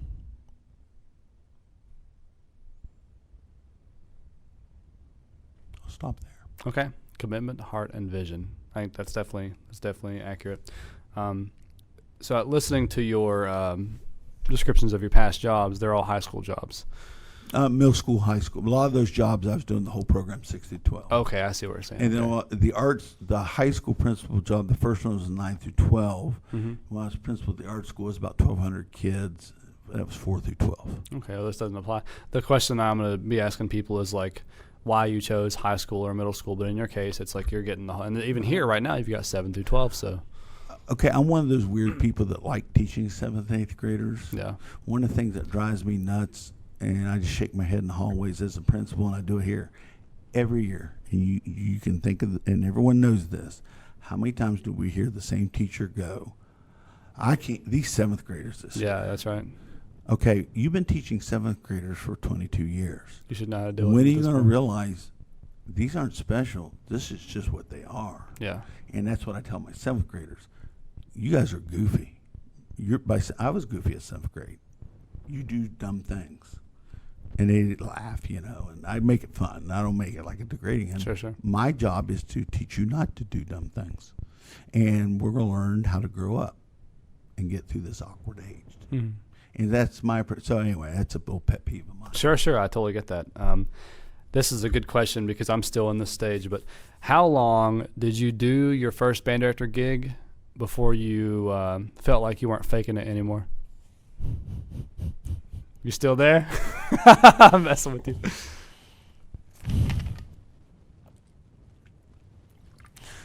the more I teach, and I tell you what changed me, being a judging and rubbing elbows with the Dick Salcedos, the Jay Webbs, and the big names, big names, who are all involved in the band sheets I've written and educational process for the bandmasters. That's another topic. The more I learn, the more I realize I don't know. Yeah, I think that's true of all disciplines, but especially with music, it's like you got a music school, then all of a sudden your world opens up, and like, wow, there's the more you learn, the more you realize you don't know. And the thing that's interesting for me was after being a principal, is coming back, being in the classroom, being a peon, and I say that jokingly. Sure. Teachers aren't peons, but because I take the profession very seriously. The first couple, I've been away from band directing for 18 years. Full time. Now it was easy to go and be a consultant with a high level band, and because everyone knows it's like having a student teacher. Kids are like, "Do you know this is F sharp? That's what Mr. So and So taught me." Yes, it's the same F sharp I taught you in 5th grade. For all this time. Yeah, but we all do that. A clinician and someone new always knows more. And in the kids' eye, so flying around the country and you're built up as the guides coming in to work with you, kids are paying attention, so you look like a hero. Yeah. But when I started teaching here, first couple of years, I faked it because it was just basic band 101. But as the band developed, we started getting more detailed. And my kids are very good about, and so much for your rapid fire approach. Well, last thing I'll brag about them is, like, we have a process we go through before we do a march, singing, echoing. Singing is so important. I'm glad you said that. And getting the style right, tempos. And after, like, if we're warming up for contest, I will go through and hit my spots. Then I'll say, what do you want to hit? And my kids know to go. Dr. Carlisle, our transition here was suffering yesterday from a timing standpoint. I teach them to be critical thinkers. Yeah. So as we've gotten to this point, I realize there's so many techniques that I developed by working with so many great people. And when I start having those top level wind ensembles, I've forgotten them. Wow. And I don't have the knowledge base I did 20 years ago, and I'm having to relearn. Sure. The other thing I'll get on to, so again, ruin your rapid fire, is something that's happened since I've been as a band director is YouTube. Yeah, that's right. And I'm blown away. 11 o'clock at night, ding. And the kids know not to contact me. But for this, I don't mind. Sure. Listen to this piece. Half our spring concert was stuff they picked. Yeah. Because it was cool. That's I right. didn't know, because I'm still playing Majesty and Exaltation in Imperator Overture from 50 years ago. It's tough. Yeah, it's tough. To stay current is hard because you're doing everything else under the sun, too. I have so many flute players and trumpet players and saxophonists that have great vibratos, more than I've ever had in my life. Yeah. And we started a few of them doing it, and I'll look up one day, and there's my Barry sax player playing flute I didn't know she had, and I heard the most wonderful vibrato. I said, I didn't teach you that. Like how, yeah. She said, no, I just looked it up on YouTube. Yeah, my kids do that too. And to your point too, you said something about you're letting the kids pick the tunes and stuff. That's what my entire rock band class is kind of themed around. With the kids that go and perform, we sit and poll them, and they pick the tunes. Back to recruiting. And Tim James has asked me to be on the state standards committee this summer. Yeah, I love Tim. He's great. Tim and I go back to the 80s when I was at Federal Hockey. He was at Huntington High and competing against. We've known each other. And we both have great respect for Tim. But anyway, I bring it up because if you read the general music requirements for 7th and 8th grade, I've read them. Trust me. And I didn't. It just anyone listening. Well, no, yeah. Oh my goodness, who wants to sit around saying, "Take good old boy off the ridge," that was up milking the cow that morning, wanting to go home and ride his dirt bike in the 7th grade and teach him to sing songs about West Virginia. Yeah. That's misery waiting to happen. Yeah. I'm not saying it's not important we don't educate them on it. I'm not important we don't expose them to it, but that's not going to work with a 12-year-old boy. Yeah. So I honestly don't do what I'm supposed to do in genre music. They become rock and roll history. They pick music they want to hear, and I create that relationship, and I get them interested in instruments, and it becomes a recruiting class. Yeah. And then I start doing more legit stuff with them once I capture their attention. Sure.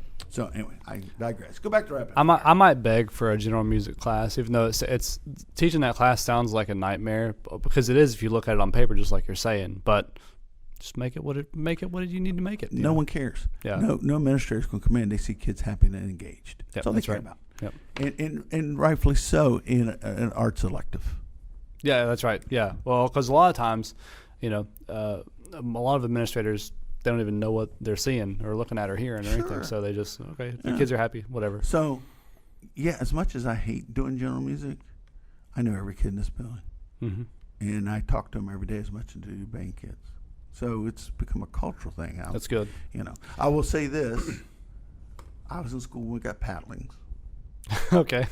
The only paddling I ever got was because nice Mrs. Castro was trying to do something sweet and make us sing nice songs in seventh grade general music, and I had to be a dopey seventh grade boy. And to this day, I regret that. I got a paddling, and so I think sometimes when I have rough days in general music, it's payback time. I think it's ironic, but anyway, that is funny. Let's go back to rapid fire since I screwed that up. Okay, so give me a short version of the worst catastrophe you've ever had before or during a performance. Not like you performing, but like your kids performing. 1990. I wasn't alive. I'm sorry. Okay. I'm going to do that every time. I don't think people want to see me come across this table if you say that one more time. 1990, Zanesville, Ohio. My Federal Hockey Marching Band is doing Seahawk and closing with the Holman arrangement of Malaguena that the Scouts did. Sure. And we're so That's a good show. Yeah, we did Simple Song of Sunrise, Robert W. Smith from the Florida Wave show as a ballad in the middle. And we're getting ready to go on the field. We got beat by a band, never beat us, and we were ticked. And little did I know there was a storm rolling in, and it's the same lightning storm that shut down the Ohio State game. Oh, okay. No. It shut down the Ohio State football game, so that tells you how serious. Yeah, because they're trying to play. So my college student staff member, who's my Ranger friend I talked about, we still talk about this today, come walking across the field and they said, "Do you want to hold up?" They're asking you. I am so tunnel vision, I don't see it. I'm like, "What? Get away! We're busy." Yeah. And as about halfway through Seahawk, great tune, the lightning. And I was young. I was immature. I didn't know what to do. And I didn't pull them off the field. We finished, we did the show. Yeah. And as an administrator, I should have lost my job Monday. Yeah. And as an administrator now, I would make sure that band director never touched the band again. And I'm not afraid to tell it now because I learned from my mistakes. I want young people to learn. I just wasn't prepared for that. And I just was so tunnel vision. It taught me a lesson about perspective. And I to this day, 34 years later, makes me upset at myself because I didn't do right by children. Okay. That makes sense. Nothing, I thought you were going a different direction with the story that something crazy actually happened and somebody got hurt. But I could tell you a lot of stories. Well, I'm sure, but you thought it was going to end badly. Yeah, that's what I thought. But no, it ended with some parents on my face, rightfully so, in the parking lot. 100%, yeah. And but every bit I deserved. It just that's probably the worst thing that happened. Yeah. Okay. Well, that's good. It's good that you're able to get the perspective from that. Okay. I was very immature in those days. I totally get it. I mean, it is what it is. I'll see. A lot of this you've already answered. We've been talking. Okay, so some of the hot button issue questions that I have, and I'm going to ask probably all the directors I talk to, are changes about the state level and stuff. So, from since you have a vast amount of experience all across the country, I'm going to really value your opinion about some of this stuff. But as far as West Virginia goes, are there any changes at the state level that you'd like to see made? And it could be laws, it could be the way festivals might be ran, it could be policies or anything. I mean, give your perspective. We could do another 2 podcasts. Yeah, I know. I'm just going to talk culture a minute. As a culture of music educators in West Virginia, it's isolated. Not enough people are getting out and seeing what's out in the real world. Sure. And it's hard when you're geographically between a bunch of mountains. Oh, and no, everything, no. yeah. I agree. And because of the geographical issues, and I dealt with this as a director of a color guard circuit in the Carolinas and Tennessee that was geographically challenged. I was the education coordinator. There's not a sense of cohesion within the state. Absolutely. I think I agree with that. Standards are different across the state. I think in some places with concert band, standards have gotten a little lax. I think that's definitely true. There's a fine line between encouraging a band and not beating them up and lying to them. Yeah. Personally, I like to see required march. I think sight reading should absolutely happen at ratings, and a lot of people are cringing right now. Mm-hmm. What do you got to hide? Teach your kids to read. Yeah, teach them. One of the things we're working on, I think Randall Reed and what he does with the Governor's Cup is a wonderful thing. Mm-hmm. This is nothing against them, but I'm working with some other band directors, and I've written the marching band sheets for West Virginia. We're trying to get approved by the bandmasters. Mm-hmm. And that's where Dick Salcedo, Jay Webb, Matt Harloff, the director, I could go on and on, are all reviewing the sheets and doing training videos for us, for our judges. I think we need to educate our adjudicators on the proper way to adjudicate and how to, the 3 types of adjudicators, teacher, counselor, I mean, there's a whole thing of training so they can better educate the students. Okay. I think we need to work in the colleges to talk to these people about, talk to the music educators about if you're going to compete, what is positive climate, what's negative climate. Mm-hmm. I have a good friend that's a retired band director. He's coming from Lexington Lafayette, nationally renowned clinician, and I judge BOA and DCI with. He's coming here this week to do leadership camps with my kids. And one of the videos I'm having made for our website that's going up this summer for educating for band directors, it's for parents and kids. Yeah. On our new sheets, he's going to do one on culture and competitive culture and positive versus negative and stuff. So I just think it's a number of things. I think Randall does a lot of things very positive from what he's doing in the cultural center. Mm-hmm. I'd like to see the legislator and the state embrace the arts more and recognize the arts. I think there's a lack of understanding. Too many people in the state think that band is that Friday night thing. Football game. And what they're remembering was 1975 when you didn't have soccer, you didn't have internet, you didn't have volleyball, you didn't eat girls soccer, you know what I mean? Yeah. And all those are valuable things. I'm not against any of them, but and then they look at 20-piece bands and don't understand why. Yeah. And it's because of a lot of reasons. There's not a priority in scheduling in this state. Yeah. It's just not a priority put on it in general. I'm a firm believer, while STEM is important, I like to stick that A in there and call it STEAM. Oh, yeah, big time. And it's like I told a superintendent once as he was rearranging the schedules and dropping our 5th graders after he promised me when they hired me they wouldn't do anything like that. Yeah.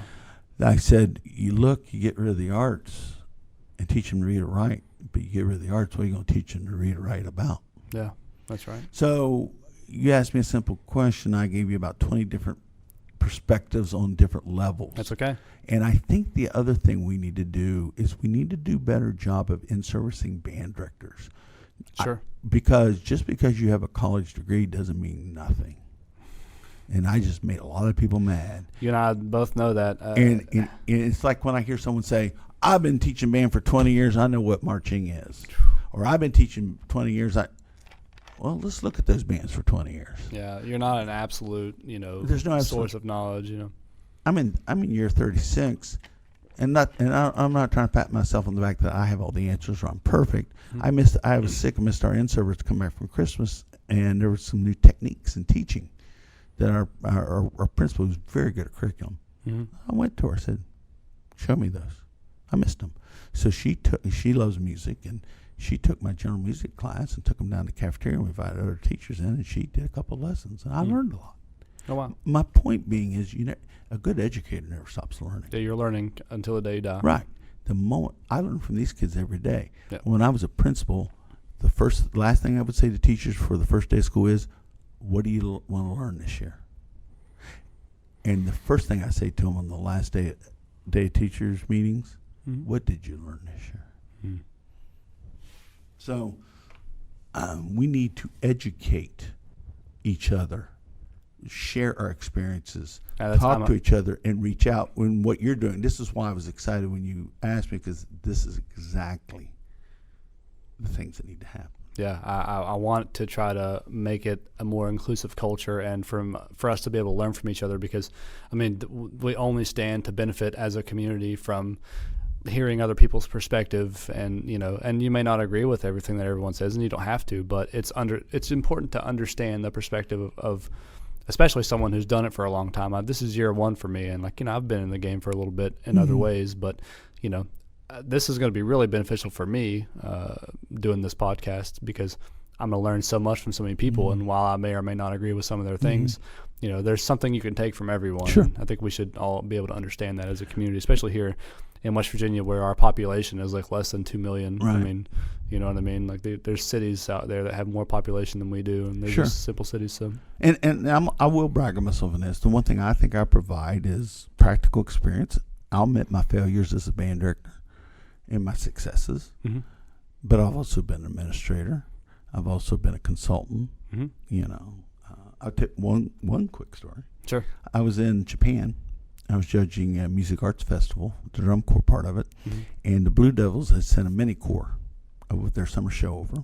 Was it Blue Devils B, or is it a different thing? No, it's they took the kids from the Blue Devils. Okay. And they put together. Oh, I see what you're asking. A smaller version of They took those kids and did a mini corps version of it. No, it's not a separate organization. It was the mini corps is the same kids that were in the summer. Yeah. They just did a smaller version of the show. Yeah, I got you. And we went in, and we would go to schools, and we would do, and then they would I would do something, critique them on music or visual, whatever, and we would talk to the students. Of course, some of the students spoke better, proper English than we did. But anyway, when we were done, this was an hour and a half, and I went to the principal and through an interpreter, I said, thank you for allowing us taking away from school time today. She said, oh, no, it didn't take away from school time at all. I said, what do you mean? She said, anytime we have something like this, we just extend the school day. Wow. Could you imagine? That's crazy. That's just the way they do things. It's just no doubt. We're having this assembly, so the hour and a half will be added to the school day. Wow, what a culture shift. Yeah. That would be here. That's crazy. Huh? Yeah. That's a good insight. Yeah. So, but anyway, yes, we need to be. Listen, I wasn't the greatest musician in the world, and there are band directors out there in my life that never touched my bands, who were much better musicians. But why I was successful is I was a sponge. And you have to learn from everybody, always soak up information. And what got me into the judging thing was not the ego. Well, the ego got me in first and saying I'm a DCI. I'm judging the Blue Devils at the Rose Bowl and all those things.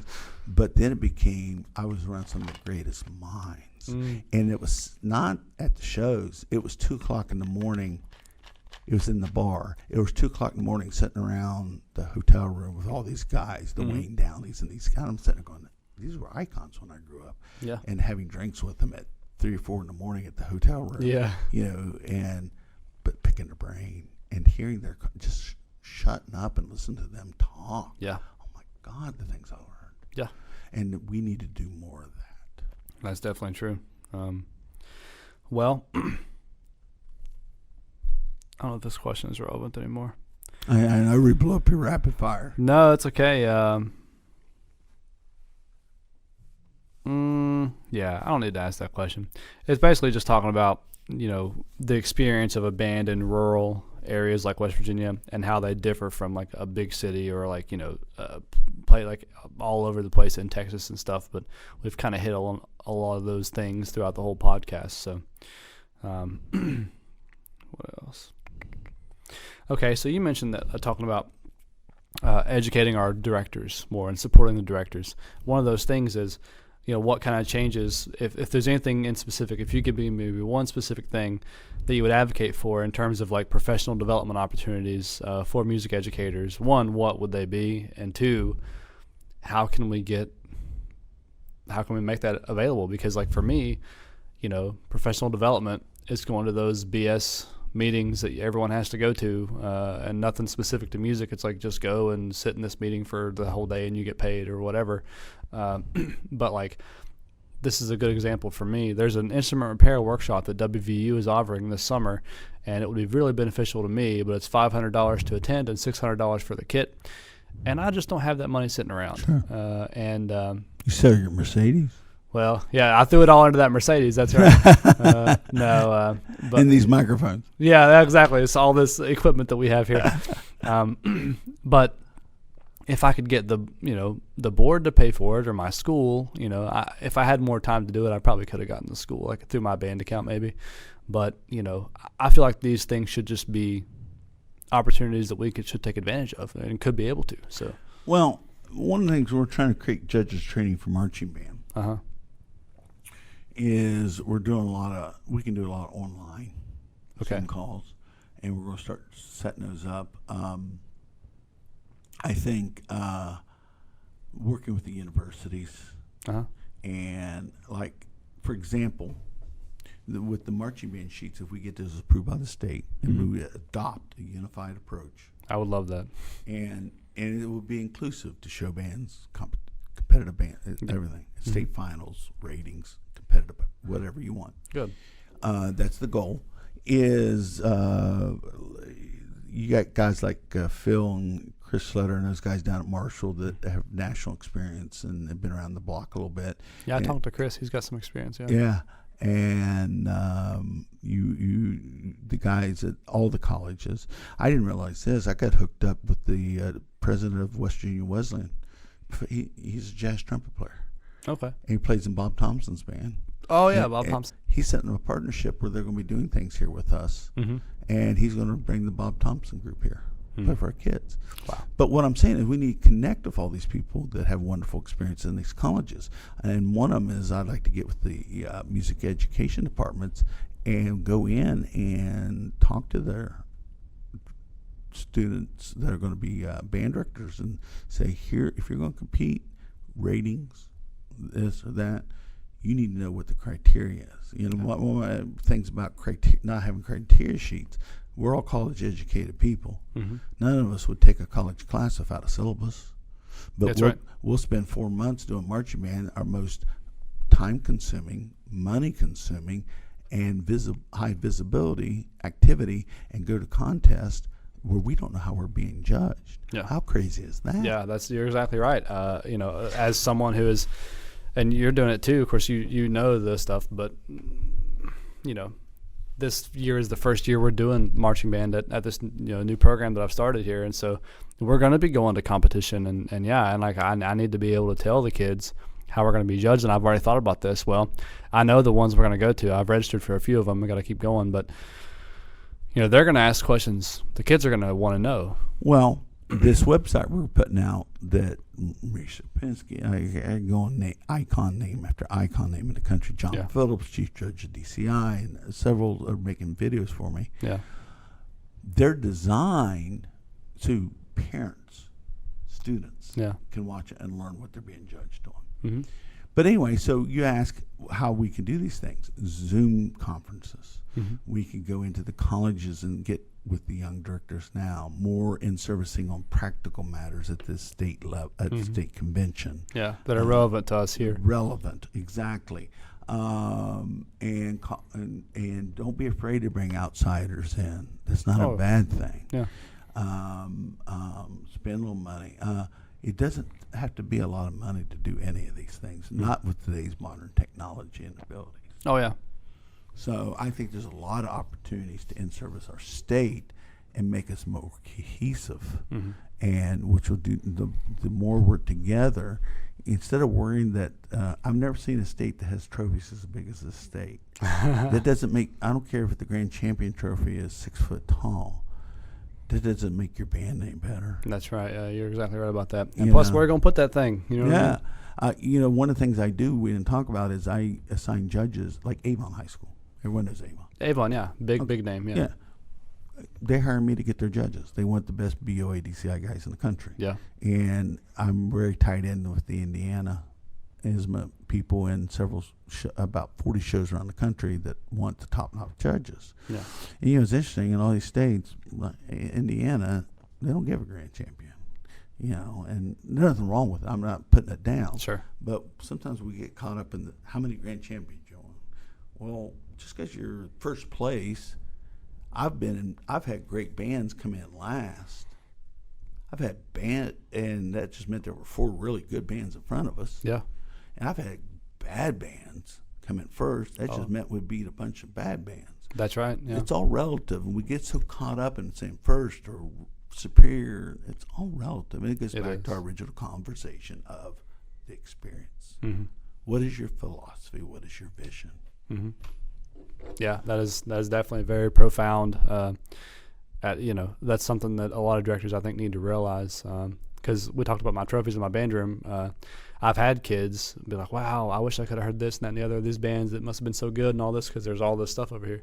I'm like, yeah, they could have been great. They could have been not great. It is all relative. I use that term relative a lot.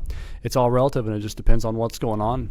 You know what I mean? And there's absolutely no reason why we couldn't next year walk away with whatever awards that are appropriate for us. We could get first place, we could get last place. It doesn't actually matter. I mean, it just depends on where we go, what the other bands are doing. Everybody's in tough situations sometimes, whatever. It doesn't matter. It's more about us going there and doing it and being part of the whole collective experience with everyone else, because at the end of the day, we're competing and whatever, but we're all in this together exactly. as an organization. So. And I see this state, it was like when I grew up, and what I see here, there's more of an adversarial attitude about competition than I see in most. It exists in other places. Sure. And it's unhealthy. And it's like, really? We're going to get adversarial or a marching band competition? Yeah, come on. And directors. Oh, yeah. Come on, guys. There's no place for it, I think. There's just no reason. I mean, we all fight. We all in the same boat. We're fighting similar battles. If we have to fight battles, we're all fighting those battles, and better that we support each other and try to grow and learn. Well, what I'm very careful about the people I hire to judge at the band shows. Yeah.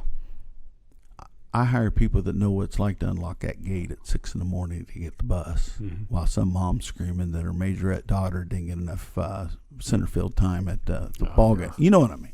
Oh, yeah. And I'm not trying to pick on majors. I'm working with the state I got here because it's one of the few places they still exist. Yeah. Nothing wrong with that. Oh, no. I have a little girl that's going to be doing majorette stuff for me. Good story. I say it all in jest. Let's get into 2. We were amazing Saturday. But all I had to do was look at the judge's experience and see his graduation years and realize he never taught in a public school, and he spent 34 years college. Now, everything he said was good suggestions for the next level. Yeah. He never made one positive comment or negative comment on our performance. It was all theory. Okay. And it was stuff my kids could use. But as in the process of judging, he never stopped and listened to the band in front of him. And never understood that, maybe that slight open the jaw with the trombones. He says, when I tell my college music majors this, they really tie into it.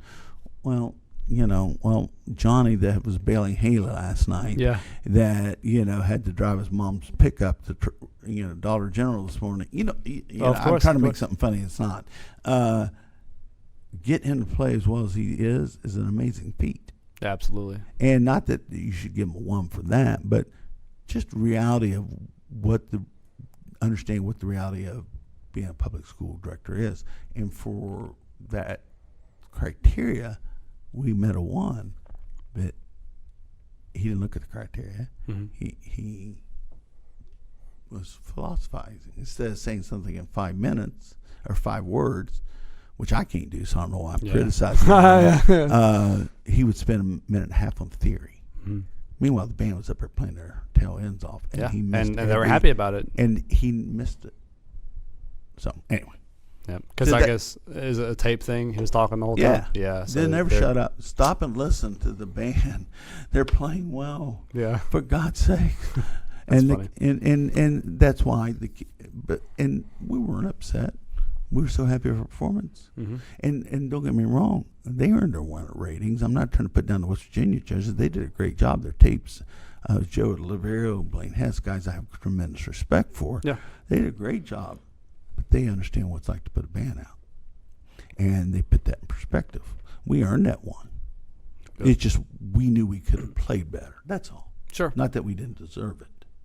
That's not what I was trying to say at all. Sure. No, I totally understand that. Well, I think we've covered so many things.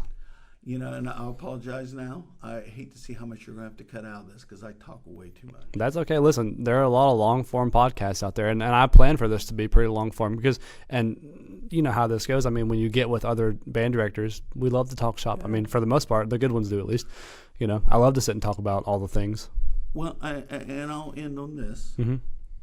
When I was being a band director in 2000, mm-hmm. and I went at that time it was about pursuing a ministerial career. I was done. I felt like I had done all I could do as a band director. Not that I achieved everything. Mm-hmm. It's just I didn't have that drive. I burnt myself. Yeah. I'm finding myself burning myself again. I see. But one of the things I'm thankful this job happened, because I wasn't looking to be a band director again, mm-hmm. is it's like finding your first love. Mm-hmm. Well, I had great bands at 25, 26, 27. I appreciate, and I told you earlier, my appreciation of the kids now and what they are doing is much deeper. I look at more as a grandfather, mm-hmm. and what they have done. And the kids say to me all the time, Dr. Carlisle, you don't realize what you've done for us. And I always stop.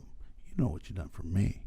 Mm-hmm. So instead of ending with a bitterness in my mouth, these kids are going to allow me to end with a sense of joy and happiness because I'm 22 with my drive and energy about being a band director, mm-hmm.